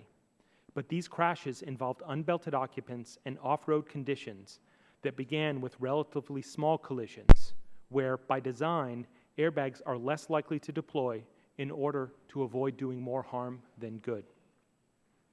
Further, power loss is not uncommon in crashes where airbags deploy and did not stand out as a reason for non-deployment. In light of these factors, NHTSA did not launch a formal investigation. We continued monitoring the data, and in 2010 found that the related consumer complaint rate for the Cobalt had decreased by nearly half since the 2007 review. Based on our engineering expertise and our process, the data available to NHTSA at the time was not sufficient to warrant a formal investigation. So what does all this mean? It means that NHTSA was concerned and engaged on this issue. This was a difficult case where we used tools and expertise that over the last decade have successfully resulted in 1,299 recalls, including 35 recalls on airbag non-deployments. These tools and expertise have served us well, and we will continue to rely on and improve them. For example, we have already invested in advanced computer tools to improve our ability to spot defects and trends, and we are planning to expand that effort. But what we know now also means that we need to challenge our assumptions. We need to look at how we handle difficult cases like this going forward. So we're looking to better understand how manufacturers deal with power loss and airbags. We are also considering ways to improve the use of crash investigations in identifying defects. We are reviewing ways to address what appear to be remote defect possibilities. And we are evaluating our approach to engaging manufacturers in all stages of our defects process.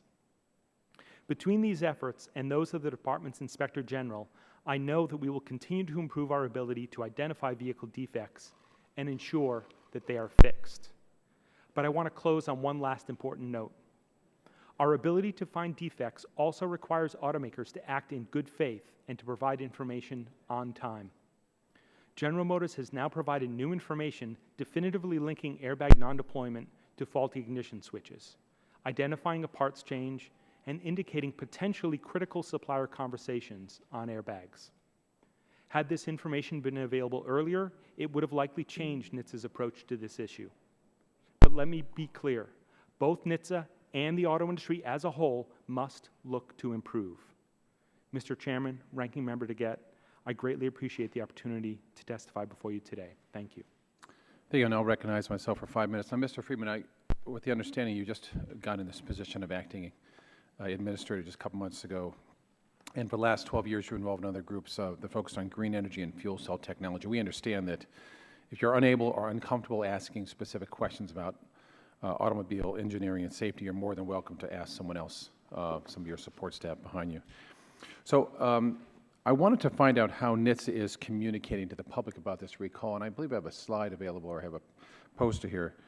I went to your website to see what I could learn, and do we have that image available about this? And what it shows, this is all I could find on your website about the recall notice.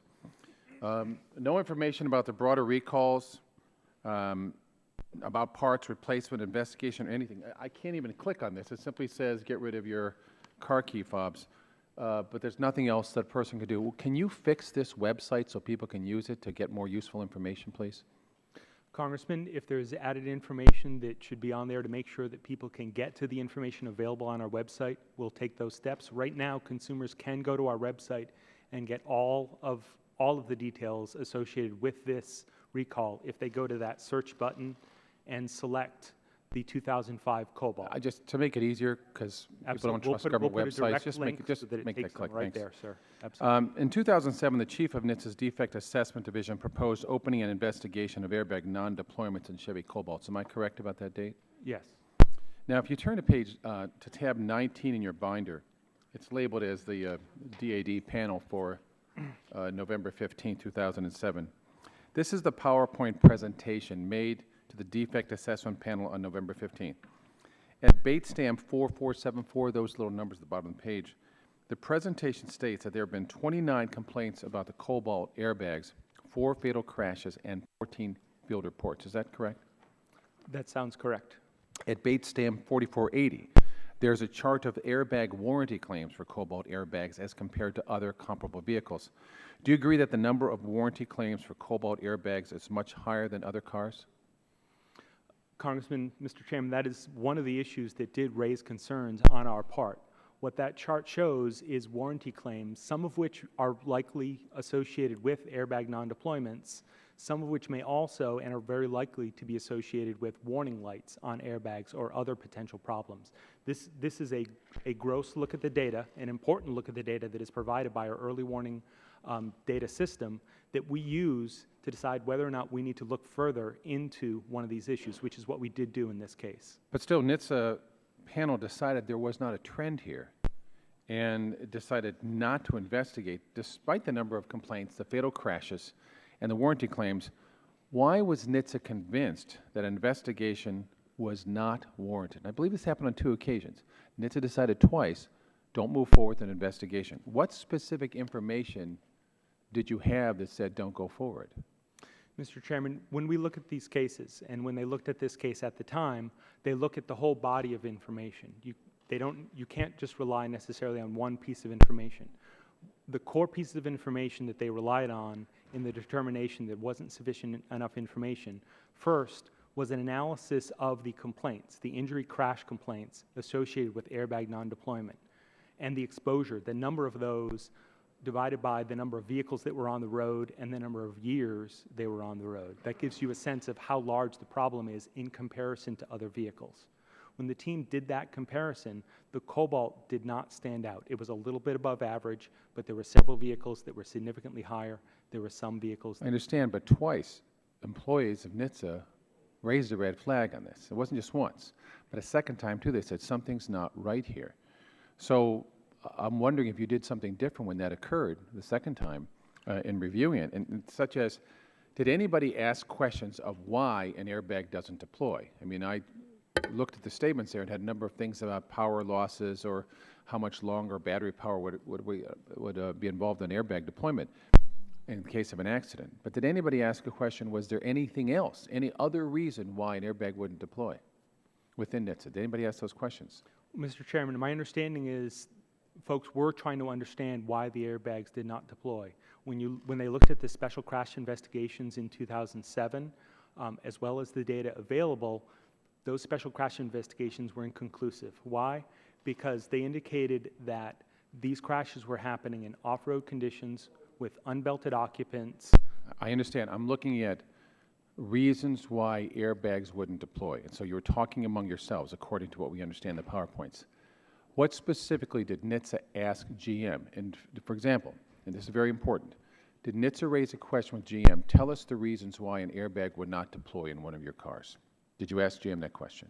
I don't have a record of that. I know our team did bring up concerns over this case to General Motors in a meeting, but I don't have records of us asking that specific question. I mean, it's important because you're saying GM didn't provide you information, but you're also saying you don't know if you asked them for the information. I mean, it's important for the families to know what happened and if this key government agency, which is tasked with protecting the safety of the public, I just want to know if those kind of questions get asked.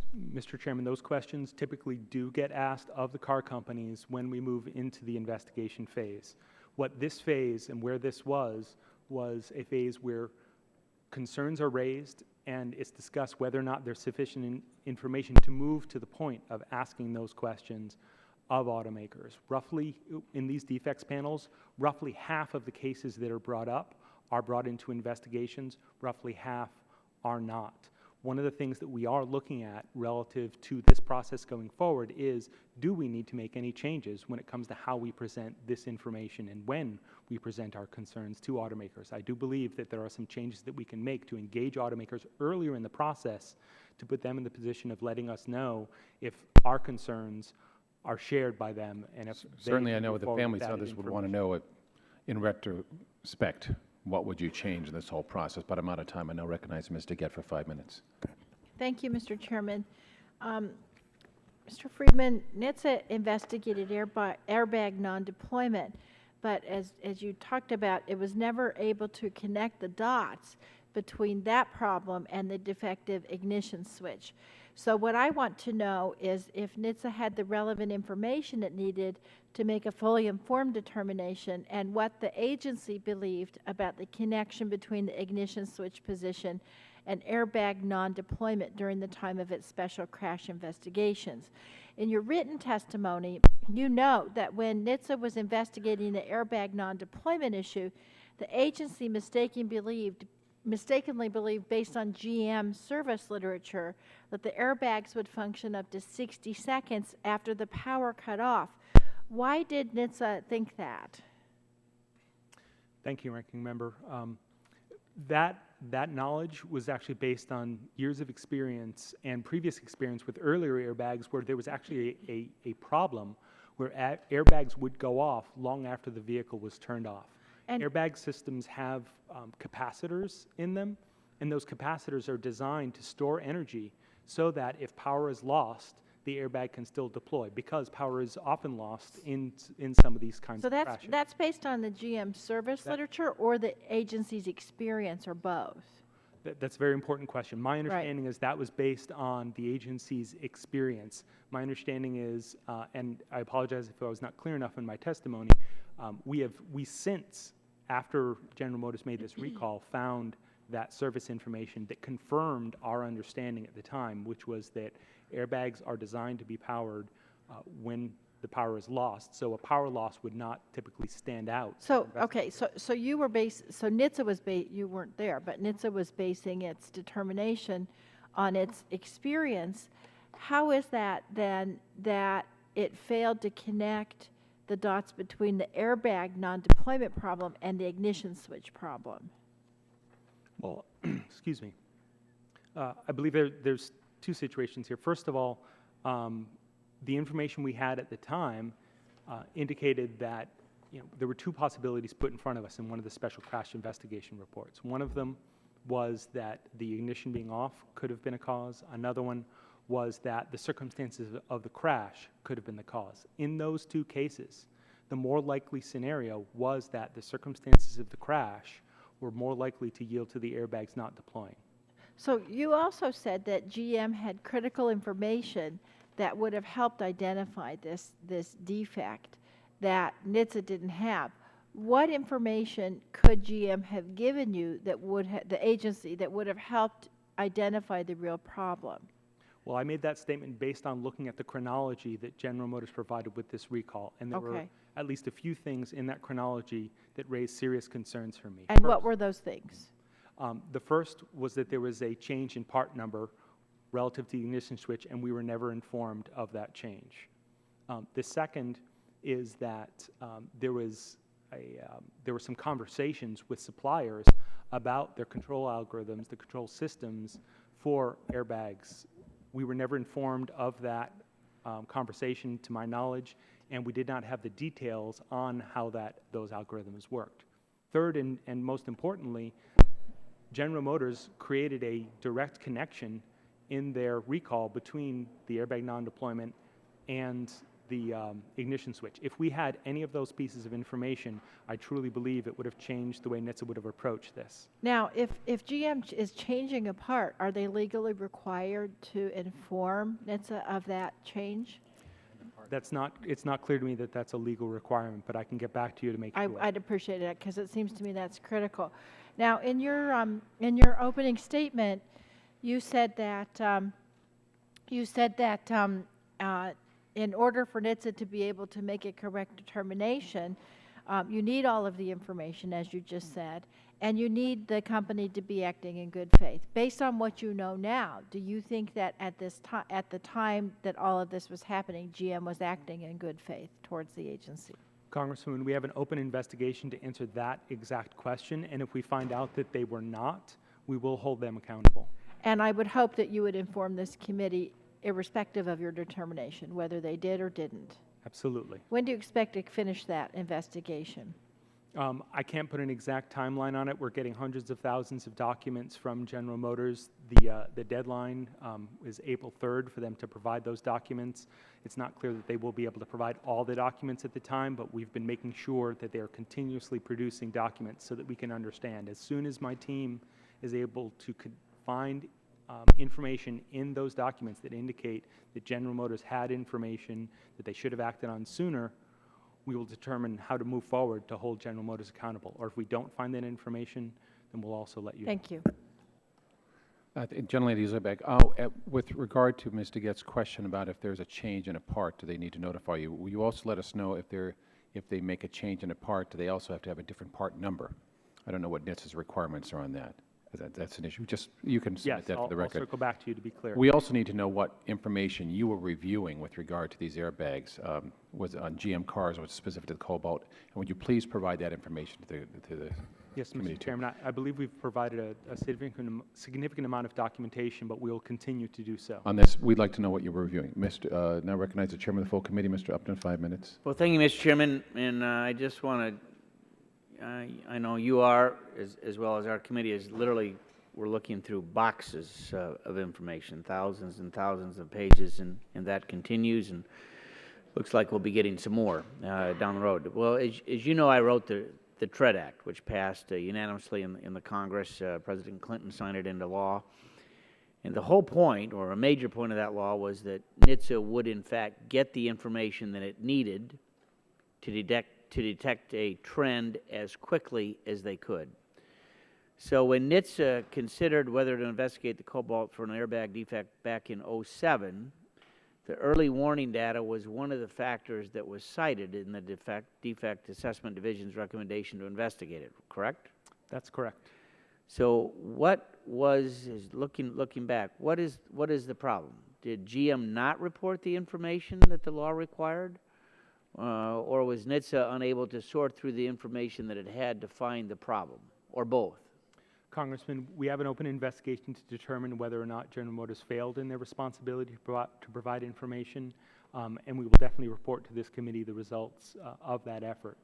In terms of what our team did, our team looked at all the available information using an approach that we've used successfully to lead to over 1,299 recalls influenced by NHTSA over the last 10 years.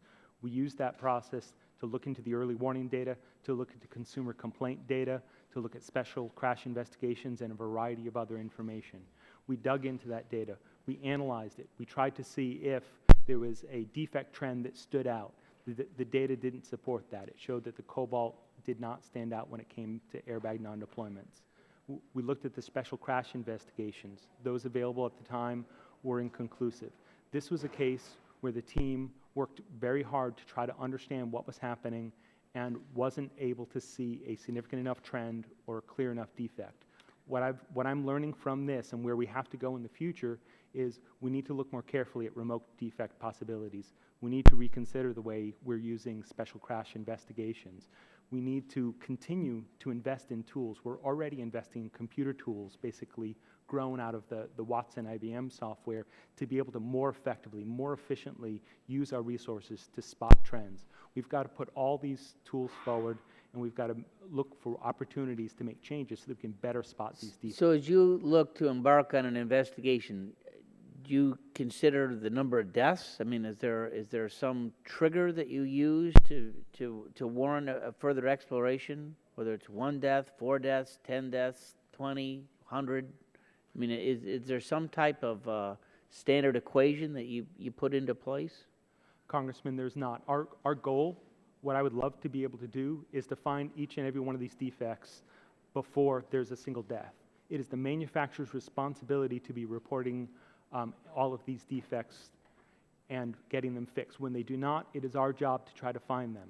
We don't have a simple rule of thumb because each case is different. In some cases, we have opened investigations after one incident where it was clear that it was a defect. In other cases, we've had to rely on the trend data that indicates that this stands out. I can't give you a specific rule of thumb. So let's play Monday morning quarterback.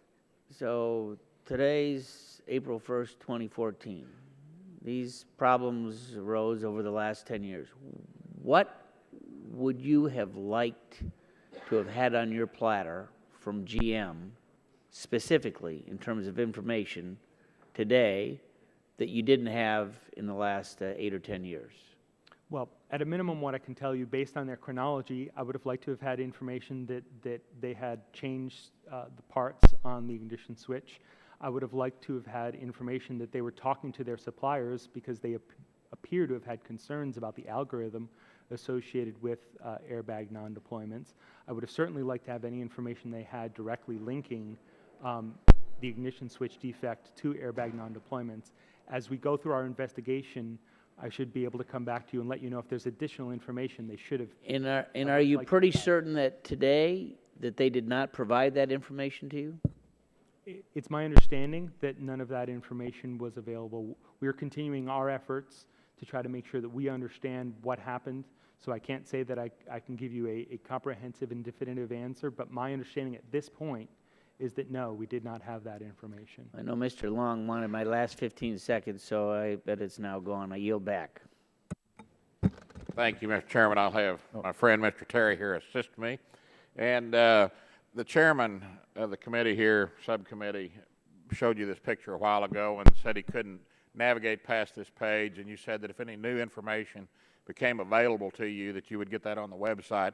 Something we learned in the first hearing that I think is very germane is if you will take your car to General Motors, they will give you a loaner at no cost or a rental car at no cost. I would call that very germane. I would call it critical. And if somebody's got an 05, 06, 07, I think it would be enticing to drive a 14 for a little while they repair your car. So that'd be a suggestion to put on there. I yield back. thing I might note, gentlemen, I received a call from one of my constituents who said he's tried to get a loaner car, and the dealer told him he couldn't have one, too. And one more thing, too, you could put on there is take all your keys off the key ring except for the ignition key. That's the other thing Ms. Barr said. Is that on Congressman, there? I believe that is very clearly on there. In fact, just to be clear, the reason why we did that is because safety is our top priority. We are all focused on investigating this case, but safety is our top priority, which is why the first thing I wanted people to see when they came to that website was how to keep themselves safe. So I do just want to be clear, that's why we have that limited information there, because I didn't want anyone out there who came to our website not to understand the steps, how to keep themselves safe. I agree it's a good idea to put on there. I'll have to see if we can fit it in the space we've got, or if there's another way to point people to it, but I agree it's a good idea to let You them could know link to, that people need to know if it's safe to drive their current cars. Mr. Dingell, you're now recognized for 5 minutes. Thank you. Mr. Friedman, let's look at NHTSA's internal decision-making processes. These questions will require a yes or no answer.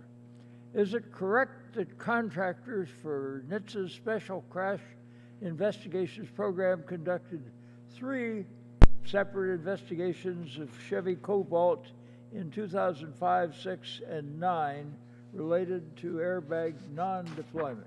Yes, that's correct. Now, is it correct that NHTSA's Office of Defects Investigation reviews early warning reporting data and consumer complaints in deciding whether to open a formal defects investigation? Yes, those are parts of the process. Now, is it correct that GM submitted EWR data to NHTSA concerning the Chevrolet Cobalts, subject to NHTSA's 2005 and 2006 special crash investigations? Yes or no? I'm sorry, sir, could you repeat that, please? I'll give it to you again. Is it correct that GM submitted EWR data to NHTSA concerning Chevrolet Cobalt subject to NHTSA's 2005 and 2006 special crash investigations? Yes, that's correct. Those are important Now, parts of our is it correct that the Office of Defects Investigation, ODI, follows a multi-step process in order to determine whether a defect exists in the vehicle? Yes or no? Yes. Now, and that process includes an initial evaluation, a preliminary evaluation, and an engineering analysis. Is that correct?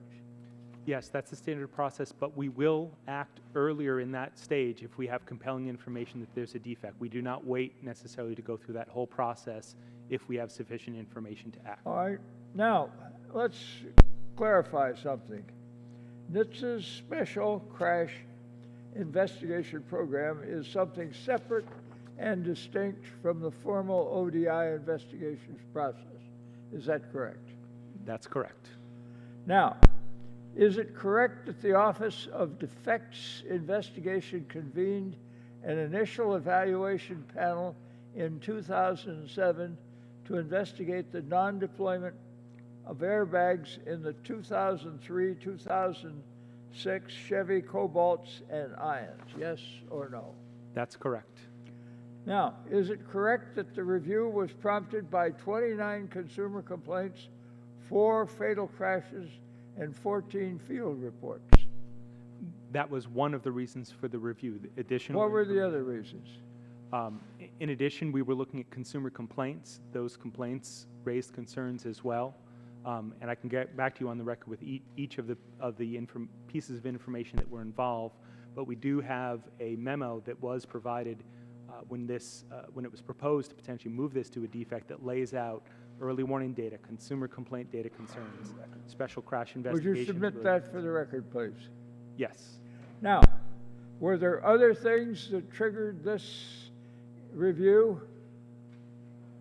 My understanding is it was all the items in that memo was the information that triggered this review. So there weren't other things. Now, is it correct that ODI decided not to elevate that review to a more formal investigation because there was a lack of discernible trend? Yes or no? Yes, that was one of the reasons. What were the other reasons? The other reason is that the crash investigation information we had was inconclusive and was not able to point to a specific defect. All right, now, to be clear, at the time of the 2000 initial evaluation, NHTSA had concluded that the Chevy Cobalt was not overrepresented compared to other peer vehicles with respect to injury crash incident rates. Is that correct? That's correct. Was there any other reason? Was there any, Was there any other reason that you came to that conclusion? In 2007. Now, also to be clear, NHTSA did not have information at the time of the 2007 investigation that, for example, linked airbag non-deployment to ignition switch position. Is that correct? We did not have any specific information that provided a direct link. So you're agreeing? I believe so. Okay. Now, Mr. Chairman, I'm troubled here. It appears that we have a flaw in NHTSA's decision-making process, which is related to defects and their inquiries into defects. I fully recognize, and I am like most of the members of this committee, I think, critical of the fact that NHTSA is short-staffed and underfunded. At the same time, I'm compelled to agree with Acting Administrator Friedman that Congress may need to examine the usual use of special crash investigations in the defect screening process, how best to get NHTSA the information it needs for that process, and how best to engage manufacturers around issue evaluations. In so doing, I think we will help to better ensure the safety of American motorists and their families. I yield back the balance of my time. Yeah, okay. Thank Hang you. on, the gentleman yields back. Now recognize Dr. Gingrich of Georgia for 5 minutes. Mr. Chairman, thank you. Mr. Friedman, in your written testimony, you suggested that NHTSA, your agency, did not pursue investigations into the issues with cobalt and ion because they were unaware of information developed by General Motors. In the years leading up to this recall, has NHTSA had any concerns with General Motors' responsiveness or lack thereof to safety defects and concerns? Congressman, I would like to get back to you on the record with that. Just Well, let me do this. You may not have to do that. Just look at tab 34. It's right there in front of you. In July 2013, the head of ODI emailed General Motors with a number of concerns. It's the second page, bottom of the second page. Sent to Carmen. You see where I'm? Yes, You with me? I have not seen this before, but yes. I Yeah. see it. Okay. Do you want to read that first paragraph? And then look up, and I'll know that you've read it. Yes. He stated, the general perception is that General Motors is slow to communicate, slow to act, and at times requires additional efforts of ODI that we do not feel is necessary with some of your peers. You read that, didn't you? Yes. Were you aware of the concerns raised by ODI in, I guess that was July of 2013? I was not aware of this specific email, but I have been in at least one meeting where we sat down with General Motors and made clear to them that they needed to make sure that they were following an effective process when it came to their recall. Yeah, so there was definitely some concern. Well, with each and every automaker, we need to make sure that they have a good and effective process to quickly deal with this. This email clearly indicates some very specific concerns. Did the agency have similar concerns in 2007, 2010, when it declined to advance any investigations into non-deployment of airbags in these GM vehicles? I don't know. Were you weren't with NHTSA at the time? No, I joined NHTSA back last year. I've been there for almost a year now. Do you think NHTSA did enough to get the information that it needed? I believe in this case that the team looked very clearly and very carefully at the data. I believe that the reason why we didn't move forward was because the data indicated that the cobalts didn't stand out and that we didn't have conclusive we didn't have conclusive information as to a very specific. Well, you know, in 2005, GM issued this technical services bulletin, and that's tab 12 if you want to flip quickly to tab 12 of your document binder. This technical service bulletin to its dealers, and it recommended a solution for complaints of this inadvertent key turn due to the low torque, particularly by these Chevrolet Cobalts. The technical service bulletin instructed the dealers exactly what to do to provide an insert that converted a key from a slot design to a hole design. I don't know exactly what that means, but they do. General Motors believed that this would help reduce the force exerted on the ignition while driving, from maybe shaking of the keys or bumping it with your knee. In 2006, the technical services bulletin was expanded to include additional make and model years. Unfortunately, in the case of this young girl, 29-year-old Brooke Melton, the nurse from my congressional district, that was killed the day after she took her car in, saying, hey, this engine is cutting off for no reason.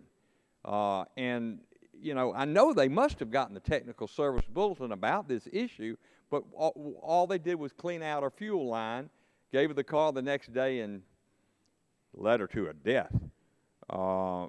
Administrator Friedman, yes or no, was NHTSA aware of General Motors 2005-2006 technical services bulletins related to low ignition key cylinder torque effect?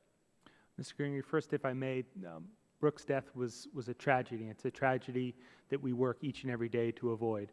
I do believe we were aware, as part of our efforts and as part of the special crash investigation, that we were aware of that technical service bulletin. At the time, that technical service bulletin would not have been seen as being associated with airbag numbers. Yeah, listen, I believe you, Mr. Friedman, I believe you. And, you know, obviously when people are driving impaired or texting or emailing or whatever, and, you know, they don't change the oil when they should, and their tires are low and the brakes are worn out, you know, there's some responsibility there, some personal responsibility. But when they're doing everything the right way and they take their car in and, you know, they think that they trust the service department of the local dealership, and they get a situation like this, I mean, you can understand why she's gone, but her parents obviously, and all these parents, these families are just irate because the expectation, if they're doing the right thing, they ought to be safe. Congressman, I completely understand, and I would actually argue that consumers should expect that their cars should function as they're designed, no matter the cause of the crash. Absolutely. Thank you, Mr. Freeman. I yield back. I'd venture to say that they would assume the car keys don't have to be monitored. Correct. And checked. Mr. Green, you're recognized for 5 minutes. Thank you, Mr. Chairman. Mr. Freeman, thank you for appearing today. NHTSA has an essential role for consumer safety, and I'd like to understand better how long it took for NHTSA to identify this fault. In your opinion, how did NHTSA not identify the deadly trend? Congressman, when our team looked at the data, the trend there was not a trend that stuck out. In fact, when it came to airbag non-deployments, the Cobalt was not an outlier. Was GM forthcoming with their data? Well, that's the exact question, and that's the exact reason why we have an open investigation to them. I do have concerns about the parts change, about conversations they had with suppliers, and any other information they may have had, which is exactly why we opened up an investigation to them. And if they did not follow the law in their requirements to get information to us and to respond quickly, we're going to hold them accountable, as we have with many other automakers. Okay. Earlier this month, the New York Times reported on NHTSA's response to the consumer complaints over the years about ignition switch issues for the recalled vehicles. According to the Times, many of the complaints detailed frightening scenes in which moving cars suddenly stalled at high speeds on highways in the middle of city traffic and while crossing railroad tracks. A number of the complaints warned of catastrophic consequences if something was not done. NHTSA received more than 260 of these consumer complaints over the past 11 years about GM vehicles suddenly turning off while driving, but it never once opened a defective investigation with the ignition issue, switch issue. If consumers submitted these complaints, NHTSA, many were met with a quote of just silence. Mr. Friedman, Mary Ruddy's daughter died in a crash involving a 2005 Cobalt. Ms. Ruddy has repeatedly tried to contact NHTSA for information, but has only received form letters. She told the New York Times that, quote, I just want to hear someone to hear from me. we've had no closure. We still have no answers. Ms. Ruddy was, I don't know if she's still here today, but she was in the audience. Has NHTSA been in contact with Ms. Ruddy? Mr. Congressman, my understanding of what happened with Ms. Ruddy, well, first of all, Ms. Ruddy deserves answers, and that's exactly why we're looking into what GM did. That's exactly why we're making sure we understand what happened. What she's been through, it's a tragedy, and we've got to work to make sure that those don't happen again. In terms of my understanding of Mrs. Ruddy's contacts with NHTSA, those contacts were made through our complaint system. In those complaint systems, as we do note on the website, we do not necessarily respond to all of those complaints, because what we're doing with those complaints is we're looking for potential problems. And if those complaints don't contain sufficient information, if we have questions about them, we do follow up with consumers. But if they have the information we need, we do not, because the goal of those complaint databases is to try to find problems. In this case, my understanding is Mrs. Ruddy provided those complaints after being notified of a recall that NHTSA did influence. We got the cobalt recall. I only have 5 minutes, but do you, did NHTSA really receive 260 consumer complaints over 11 years about this automatic shutdown of your engine?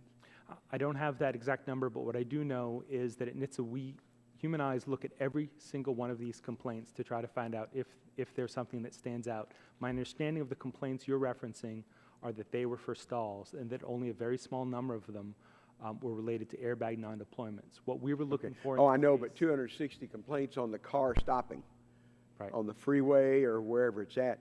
I don't know if that's a high number or a low number over 11 years, but you might need to have somebody who actually looks at complaints, and I assume they come from different parts of the country.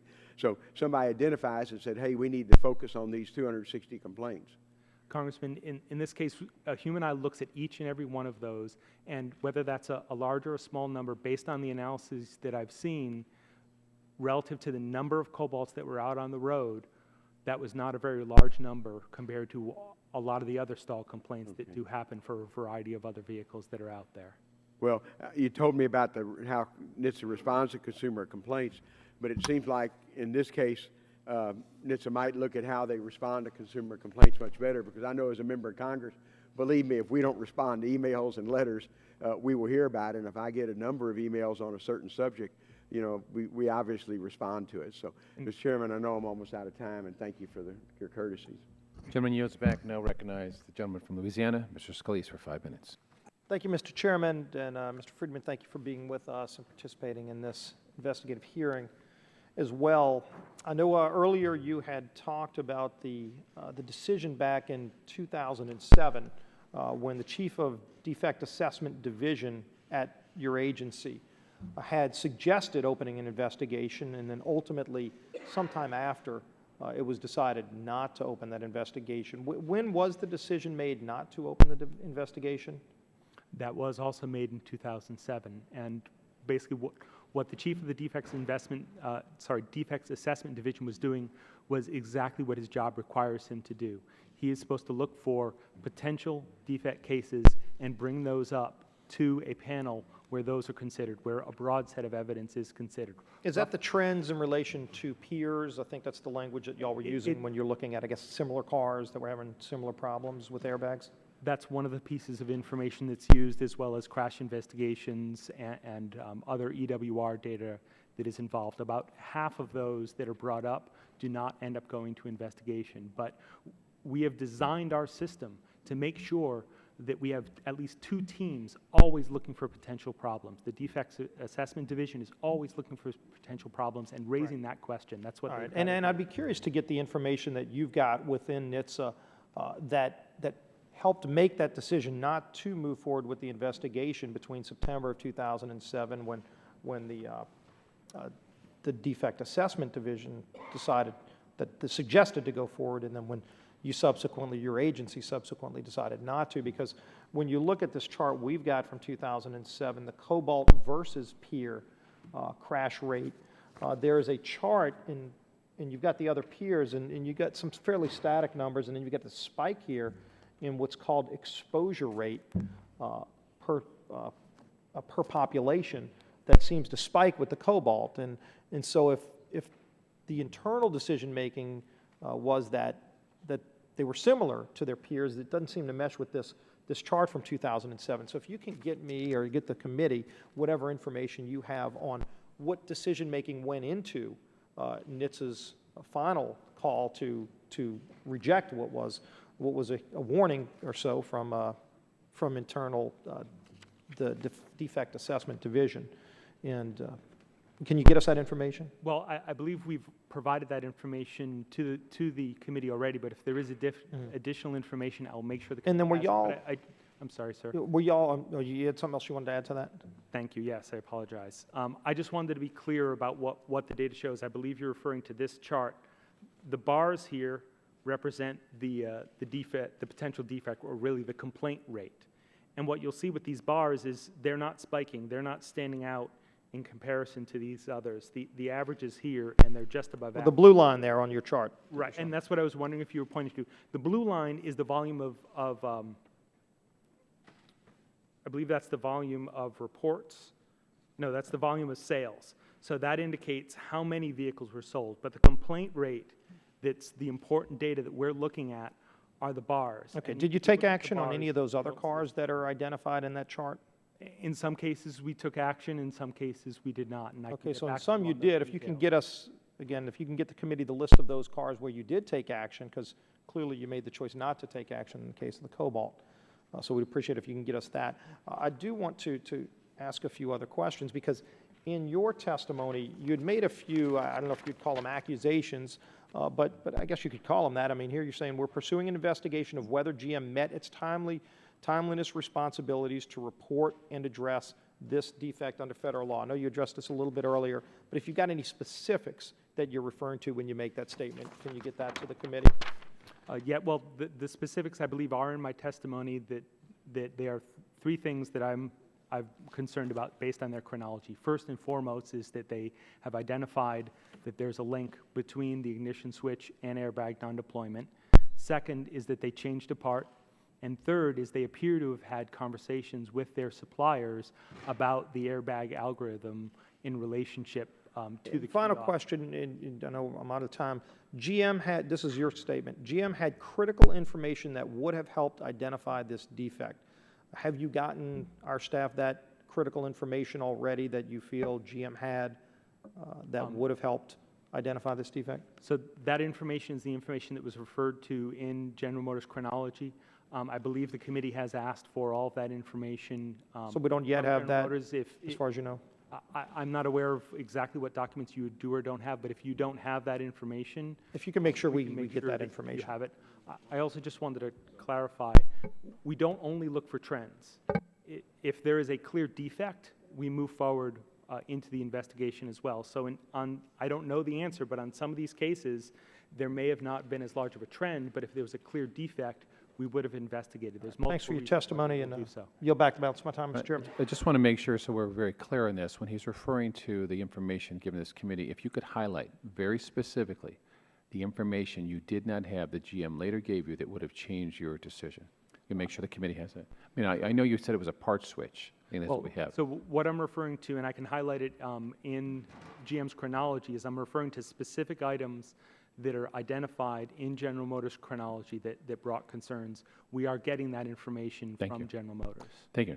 Now recognize the gentleman from Florida, Ms. Castro, for 5 minutes. Thank you, Mr. Chairman. Administrator Friedman, GM has confirmed that it knew as early as 2001 that its ignition switches contained defects. And by 2004, GM had a body of consumer complaints that raised enough questions for them to open an internal engineering inquiry of the switches. Meanwhile, the National Highway Traffic Safety Administration, your agency, was beginning to receive its own body of consumer complaints of cars stalling and ignition switch failures. And in 2005, as your agency was monitoring airbag non-deployment issues, its special crash investigation of a 2005 Cobalt found that the ignition switch was in the accessory position when the airbags did not deploy. You said at this point it was not clear to the Highway Traffic Safety Administration what was happening. But then information came out subsequently that you can tell us, should this have pointed NHTSA in the right direction? In 2007, the agency investigated a second crash of a 2005 Cobalt where the airbags did not deploy. I think you said at this point, it did not stick out, and you've testified that you didn't see trends. The crash report found that the non-deployment could be the result of, quote, power loss due to movement of the ignition switch just prior to impact. But at this point, GM was also providing your agency with early warning reports in the third quarter of 2005, the fourth quarter of 2006, in addition to the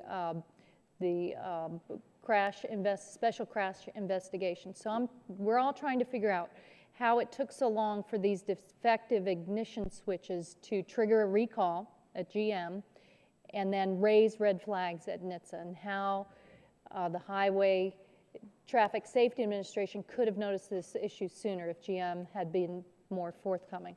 So the committee's investigation has revealed that GM approved switches for these cars that did not meet the company's specifications in 2002 and again in 2006. Did GM ever inform the Highway Traffic Safety Administration of this fact?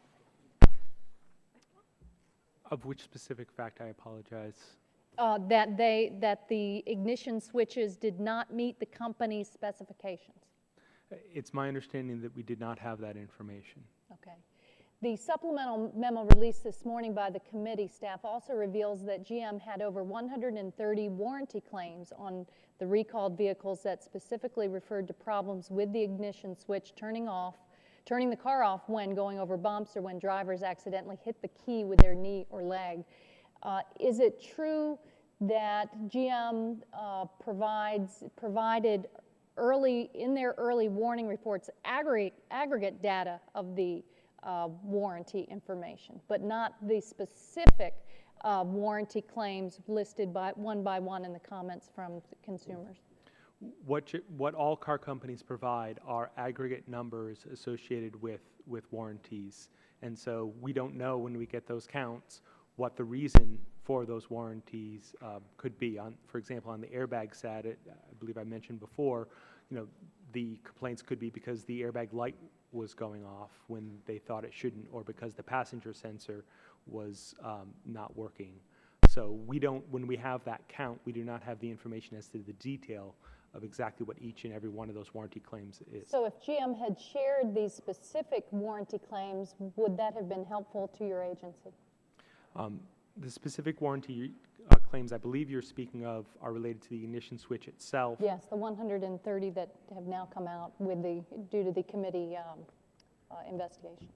And my honest answer is I don't know, and that is in part because at the time we did not have the information we now have from General Motors directly connecting the ignition switch to the airbag recalls. So the state of the law currently is that in early warning reports on any type of vehicle problem, the car companies do not have to provide you the specific warranty claims. I believe that's the case. They give you a summary in general. Yes, I believe that's the case. And that's true whether it is a warranty problem with a radio or a warranty problem that could be a serious safety defect? I believe that's correct. Do you think it's time to look at the law if a car company has so many, here are 130 warranty claims that are specific and they relate to a serious safety defect, do you think that would be helpful to your agency? Maybe change the law and say when a car company becomes aware that they have so many of these serious safety defects, they have to provide you the specific warranty complaints from the consumer. Congresswoman, I have to look at the exact data before I would be able to tell you whether or not it would be valuable.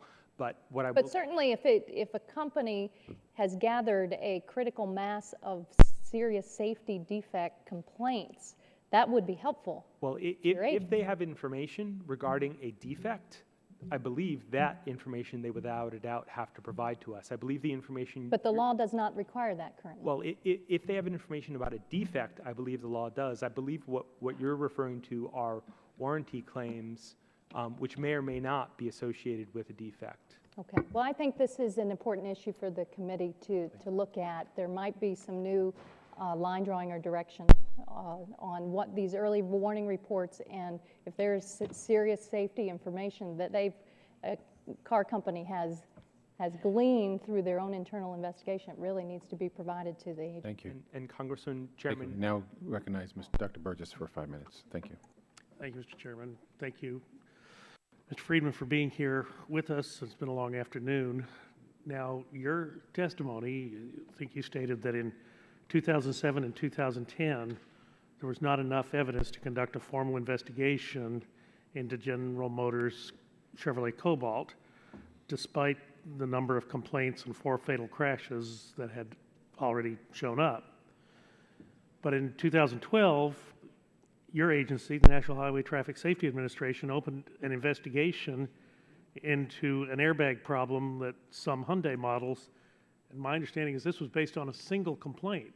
And that's okay. I think the airbag non-deployment is a serious issue, but why wasn't it a serious issue when the complaints were coming in about the Cobalt, given the fact that you initiated an investigation with much less evidence in the case of Hyundai? How can you assert that there was not enough evidence to proceed with General Motors' case? Congressman, safety is our priority, and airbag non-deployments is a serious issue, and we treat them very, very seriously. I would have to get back to you on the specifics of the Hyundai case, but it goes back to one of the points I made before, which is we're looking for 2 potential things. The best thing and the easiest ability, the best thing to be able to find and the clearest thing to be able to find is when there is an obvious indication of a defect. All it takes is one, if that's clear. And I agree completely. And I don't know what, I mean, you were not here when the CEO testified and when we posed questions. One of the questions I posed was for the accident that occurred in Maryland in July of 2005, where a Chevy Cobalt went down a street that ended in a cul-de-sac. Maybe was driving too fast. A lot of problems that night. But the airbag didn't deploy when the car impacted some trees. And it was a pretty serious impact. In fact, it was so serious that the driver was then pushed up, compressed against the steering wheel with such force.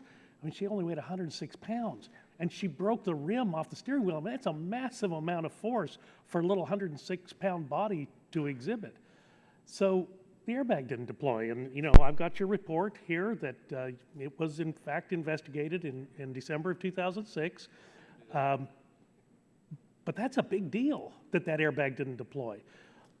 Different from all of the other accidents that we were given information about, because of the nature of this person's injuries, because of the cause of her demise, I can't tell you that the airbag would have saved her life, but I know without the airbag there was no chance at all, and of course that was proven that night. But an airbag might have made a difference because the steering wheel that she broke off actually compressed against the upper dome, just below the diaphragms, below the rib cage, and lacerated the liver. And over the course of the next hour and 45 minutes, small woman, small blood volume, she bled out. I mean, an airbag might have made a big difference that night. Now, contrasting that with another accident that occurred in Pennsylvania in 2009, where there was a head-on collision between a Hyundai and a Cobalt. And as I pointed out to the GM CEO, the Cobalt was not at fault in this. The driver of the Cobalt was not at fault. The Hyundai came over the center line, and there was a head-on collision. Closing speed was probably close to 100 miles an hour when you add the 2 speeds of the automobiles together. Everyone who was in the front seat of those vehicles died. But the Cobalt airbag did not deploy. The Hyundai did. Now, unfortunately, it didn't make any difference as to the overall fatality of that accident. But here you've got a side-by-side, identical speeds with which the impact occurred. The deceleration forces were identical in both automobiles. Hyundai deploys, Cobalt doesn't. This is a problem. Don't you agree? Congressman, when airbags don't deploy, that's a serious issue. There's also a serious issue sometimes when airbags do deploy. Over 200 people died because earlier airbags deployed when they shouldn't have, or deployed too strongly when they shouldn't have. Part of the challenge with all of this, part of the reason why this information ended up not being conclusive for us is because airbags are designed, even in some difficult crashes, to not go off because that's the safest thing. That's the best way to avoid with all due potential respect, harm. I cannot imagine, and I'm not an engineer and I'm not a lawyer, but I cannot imagine any circumstance where impacting an oak tree at 70 miles an hour or a head-on collision at 45 miles per hour per vehicle would not be a situation where you did not want the deployment of the airbag. I can't think of a single reason why the airbag deploying would add to the lethality of that accident sequence. Congressman, I completely understand why you feel that and why you have that impression. In the case of the 2005 crash, and in general with these airbags, if you have an unbelted occupant and a small strike first, the risk at play here is that the occupant may be moving forward during that crash. If you're moving forward during that crash and the airbag is opening, yes, it actually could cause more harm than good. When the system is trying to decide You couldn't have caused whether or any not more to harm open, that night. I would just submit that first impact was with a 5-inch pine tree, and although the pine tree yielded to the cobalt, it was still a pretty significant impact when that happened. Thank you, Mr. Chairman. I'll yield back. Judgment time has expired. Now recognize Mr. Barton for 5 minutes. Thank you, and I want to apologize to the other members that are still here. I have been watching the hearing as I've been doing meetings, but I apologize for not being here physically to go ahead of some of you folks. But having said that, I'm going to go ahead. I have listened to most of what you said today on the television, and I think it's obvious that GM has some real questions that they've not done a very good job answering today. But I also think as the federal regulator on the block, there are some valid questions for your agency to answer.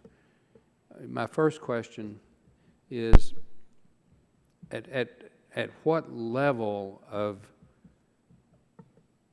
accidents or deaths or incidents of malfunction triggers more than normal NHTSA review, not necessarily a full-fledged investigation, but in this case, we, in hindsight, have got 13 deaths that we feel are attributable to this ignition problem over a 10-year period. I don't know how many accidents and how many injuries, but you know, when would NHTSA really start looking at something and say, you know, there's an anomaly here, we need to check it out? Congressman, first, I appreciate your question, and you know, part of where you started with this is there are important questions that NHTSA has to answer in addition to General Motors, and I think this is an incredibly important process because we have questions, you have questions, and what my focus is, in addition to the recall, is making sure NHTSA does everything we can to improve the way we deal with these cases. When it comes to your question about is there a specific level, each case ends up being different. Ideally, what I would like to have happen is that we find first, that automakers find and fix these defects right away. If they don't, ideally, I want to find and fix these defects before there is some internal reporting system or monitoring system, and like if a specific model started showing up 100 accidents a month that were unexplainable, that would be a big enough blip that somebody at NHTSA would say, well, what's going on there? I mean, if you had a steering problem, you had a brake problem, if you had a gasoline tank problem that kept exploding over and over again, not once every decade, but I mean, you know, enough that you could see in your reporting, somebody in NHTSA would say, hey, that we need to check that out. Now, I am told that at the staff level, there were some internal NHTSA employees, some employees at NHTSA said, you know, before GM admitted that there was a problem, there were some NHTSA mid-level people that said we need to look at it, and a decision was made within NHTSA that it wasn't at a level that was worthy of further investigation. Is that true? Congressman, we have a process to do exactly what you just said. We have people who are reading every single one of the more than 45,000 complaints that come in. We have a team dedicated to do that. We have a team dedicated to looking at all the early warning data that comes in. In this case, red flags were raised, concerns were raised, and it was proposed because of that exact process, the exact process you're talking about that we do have. Concerns were raised, and this was brought to a panel. The job of that panel is to consider all of the evidence, the initial evidence as well as more detailed look at the data, whether or not there's a clear trend, whether or not there's enough information to have concern over a specific defect. The panel did that in this case.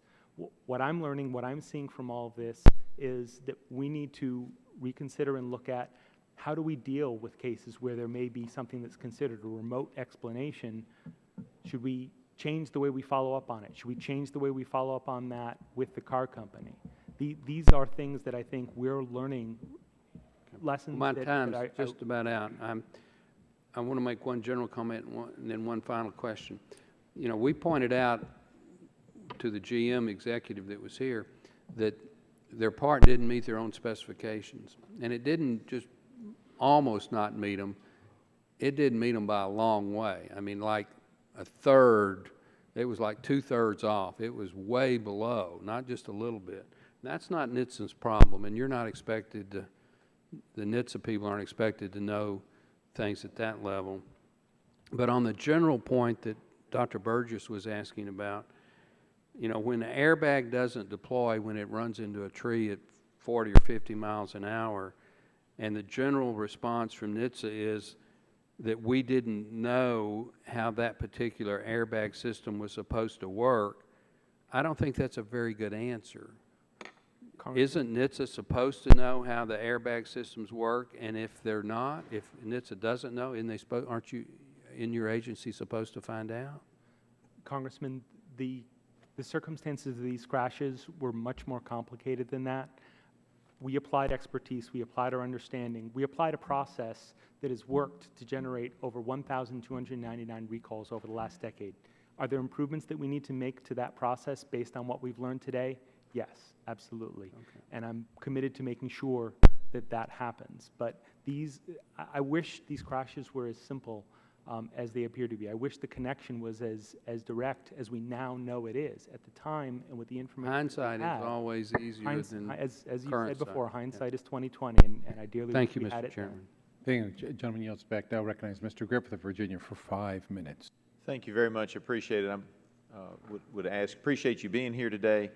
And I would ask several questions following up, you know, on why didn't NHTSA know? And it is true that hindsight is 20/20, but it appears that some of your folks were at least sending up warning signals. I'm looking at what I believe is tab 18 and the DAD, which is the Defects Assessment Division, and I know you know that, but not everybody watching on TV knows that, and so I want to make sure they know because I had to look it up. Sent out and said, in one of their emails in 2007, said, notwithstanding GM's indications that they see no specific problem pattern, DAD perceives a pattern of non-deployments in these vehicles that does not exist in their peers and that their circumstances are such that in our engineering judgment merited a deployment and that such a deployment would have reduced injury level or saved lives. When you combine that flag with the flag, I think you mentioned earlier in your testimony that you were getting a number, if I remember correctly, it was about 200 and some complaints on this particular Cobalt vehicle that they were stalling out in the road or the engine was cutting off. And you start adding those together along with the fact that I believe you all knew that there were at least, I think it was 3, where the airbag didn't deploy and the ignition was in the accessory mode. It would seem that somebody ought to have started an investigation that those coincidences might have been more than coincidences. And I would ask, I know you're trying to do things better, but apparently the person who put all this together was an investigator for a one-man law firm. He did have somebody of counsel, but basically you've got a one-man law firm with an engineering investigator who figures this out. So I would say to you, you know, what can you do better? And have you called on that investigator to come in and maybe train some of your folks to look at some of these coincidences? Because when you start seeing a series of negative things happen, that might be where you ought to be looking. Congressman, our team was looking at this issue. The Defects Assessment Division was doing exactly their job. We have a system that is designed to raise those red flags. About half of the time, the recommendations of those defects assessment division end up moving on to investigations. What I see in this case is one of the things I mentioned before, which is one of the things we need to look at is how do we make connections between remote defect possibilities. In this case, you had one theory that was put forth, which was that the accessory, the key being in the accessory position, could have caused airbag non-deployments. In the crashes that we looked at, the circumstances of those crashes led the investigators to believe that it was much more likely that the airbags didn't go off because of the circumstances of that crash. I completely understand why it looks like it should have been clear, but it's clear now in part because we have that clear connection from General Motors. Let me raise this concern. This memo indicates that there's a reliance, and I'm implying this from the wording, notwithstanding GM's indication that they see no specific pattern problem. That statement shows a reliance on GM. Likewise, in your testimony, you state that this understanding was verified, talking about the power loss situation. This understanding was verified by GM's service literature during our due diligence effort. Now, if you've got a company that's got a car that's not functioning the way it's supposed to, I would like to think that with 51 employees versus that one-man law firm out of Georgia, that you would look at something other than the service literature and not necessarily rely on GM indications that they see no specific pattern or problem pattern. So I'm concerned that there may have been too much reliance on information from GM, including their service, make sure I get the wording right, their service literature, and what they saw as problem patterns, when in fact I think that you all are supposed to be finding the problem patterns. Now I understand it's easy in hindsight sitting up here to say that, but these are warning signs that go off to me as a legislator that maybe you all need to take a look at that, and when you see problems, maybe the service literature of the company that you're looking at is not the best place to get you information. Congressman, just to be clear, we did not rely on General Motors when it came to defects, whether or not there was a defect trend. We did our own analysis of the data, and our own analysis indicated that the cobalt did stand out. I also wonder if I haven't been clear enough relative to that service bulletin. We did not rely on that service bulletin at the time. We did not rely on that information from General Motors. We relied on our experts' understanding of airbag systems. But their understanding of the airbag system in the cobalt was based on the service literature for the cobalt according to your written testimony. Well, am I not correct? Is that not what you said? My testimony sounds like it was not clear enough. What happened was, once we found out about this defect, we looked into the service literature to confirm our understanding at the time. And the service literature that we looked at this year for that vehicle confirmed our understanding at the time, which was that your understanding at the time and the service literature were both wrong. Isn't that correct? Yes or no? Yes, that's correct. Thank you. I yield back. Gentleman yields back. Now recognize Mr. Long for 5 minutes. Thank you, Mr. Chairman. I want to thank the chairman and the ranking member and all of the members on both sides that have been here today.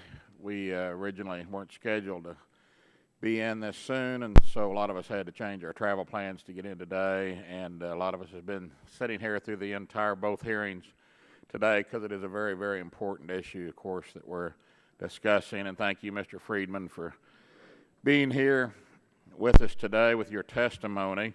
You know, when I think of NHTSA, I think of number 66 for the Green Bay Packers linebacker, Ray Nitsky. And all day we've been talking about NHTSA. Tell me what NHTSA is. NHTSA is the National Highway Traffic Safety Administration. It's an organization of nearly 600 people whose mission is to save lives and reduce injuries by addressing issues like drunk driving, unbelted occupants, vehicle safety, and the subject we're talking about today, which is finding vehicle defects when automakers don't find them themselves, which is their first and foremost responsibility. I just wanted to get that out there on the record. I, of course, know what it is, but I think a lot of people, when they hear that NHTSA all day, are thinking, what exactly is this? So the next question I would have would be, do you have any way to track consumer complaints to auto dealers short of waiting for them to reach out to you, not the dealers, but the consumers that are having a problem? Do you have any way to track people coming in and my car stopped, it died, it did this, it did that. Do you have any way to track that, or do you have to wait for someone to contact you all? We have early warning data which tracks the cases where warranty services are provided on vehicles. So anytime a warranty service is provided, you will be notified of that? We're notified of a count. We have a total count of the number of those and the part that's associated with. And how often? Not the reason for the complaint. Do you get that annually, semi-annually, quarterly? Once a quarter. Once a Part quarter. of the information. Okay. It's required once a quarter. What kind of marketing do you do? How would a consumer know, learn about the National Highway Traffic Safety Administration? What kind of marketing do you do? If I took my car in and had a problem, it wouldn't pop into my head to call you. So how do you market yourself? How can we let the American public know if they do have an issue and they're not satisfied with their dealer? How can they contact you, or what can we do to better augment that, I guess? Well, some of the things that we're already looking at doing and that we're already making sure that happens is on every single recall letter that goes out, both NHTSA's name is on that letter, even though it's sent from the automaker, and it's in clear red letters that this is an important safety recall information. We also have apps that are available online that we try to make sure that consumers download. These apps allow people to lodge complaints directly to us. They allow them to track their recalls. We're also moving forward later on this year with a tool that will allow all consumers to come to our website, put in their VIN number to find out if there's a recall associated with their very specific vehicle that has yet to be addressed. We have additional efforts where we try to make sure that people are aware of who NHTSA is. But yes, I've seen the same data, and one of the things I've talked to my staff about is that I'm concerned that we are not at the top of the list when people have complaints, and we've been talking about ways to make sure that we have campaigns to make people aware that if you've got a complaint, if you've got a concern, come to NHTSA, and we need that information. Consumer complaint data is one of the vital tools that we have to try to find these defects, and I would appreciate any help anyone can provide to make sure that people are aware, that people go to safercar.gov to report these defects. Or tomorrow you're going to be able to see on there that you can take your car in and get a free loaner or a free rental, right? Absolutely. Very good. My last question, at what point is a consumer supposed to reach out to you? At any point they have a concern. I mean, you know, when it... At what point is that, though? If I go home this evening in the mail, I get a recall on my vehicle, and they want me to bring it in and fix this switch or that doodad there, whatever, do I run to the phone and call you and say, hey, I've got a recall, or do I wait till I'm not satisfied with the dealer? Or what point should consumers reach out to you? Well, in that case, if you get a recall letter, the first thing you should do, without a doubt, is contact your dealer and get your vehicle fixed as soon as possible. These are... Yeah, but I'm talking about contacting you. At what point if it's just a standard thing, I don't need to contact you, do I, on that? If it's a standard recall and you're concerned and you want to reach out to us, absolutely. But typically when we want people to contact us is well before there's a recall. We rely on and look at over 45,000 consumer complaints every single year to try to spot these trends. So I want someone to reach out to NHTSA the instant they have a serious concern about their vehicle and they feel that their safety is at risk, so that we can have that information. Right now we've got 45,000 complaints. I'd like to see that number get up to 50, 60, 75,000 complaints relative to safety issues, so that we can have more information to be able to track down these problems. I mean, okay. Mr. Chairman, I don't have any time left, but if I did, I'd sure yield back. I thank the gentleman. The gentleman from Nebraska, Mr. Terry. Thank you. 5 minutes. Acting Chair. You had testified, Ms. Friedman, or in your testimony, you showed or testified that there were 2 SEI reports that showed indications of power loss and identified the vehicle power mode as accessory. And I think one of these has been highlighted in several newspaper articles that the SCI noted during Airbag investigation a problem with the accessory. The question I have is, did these reports merely report the vehicle power mode as a fact, or did it report this and identify it as a potential contributing factor? well, the 2 reports handled the case differently. my understanding and my memory is that in one of the reports, it simply had an entry in the EDR data, in the event data recorder data, that indicated that the vehicle power mode was accessory. That's typically not reported. In another case,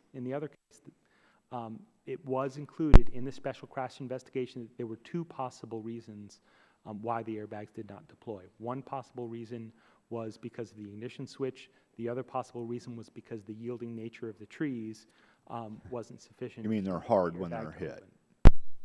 I'm sorry? I'm being sarcastic. You said the yielding nature of a tree is I'm using technical. They're hard when they're hard and objects hit them. And well, different trees have different sizes. What in this case? Well, anyway, I don't want to get bogged down into the force of the impact of a tree, but the point is that they were noted in 2 SCI reports, but not acted upon. So, what is the communication process between the SCI and the ODI?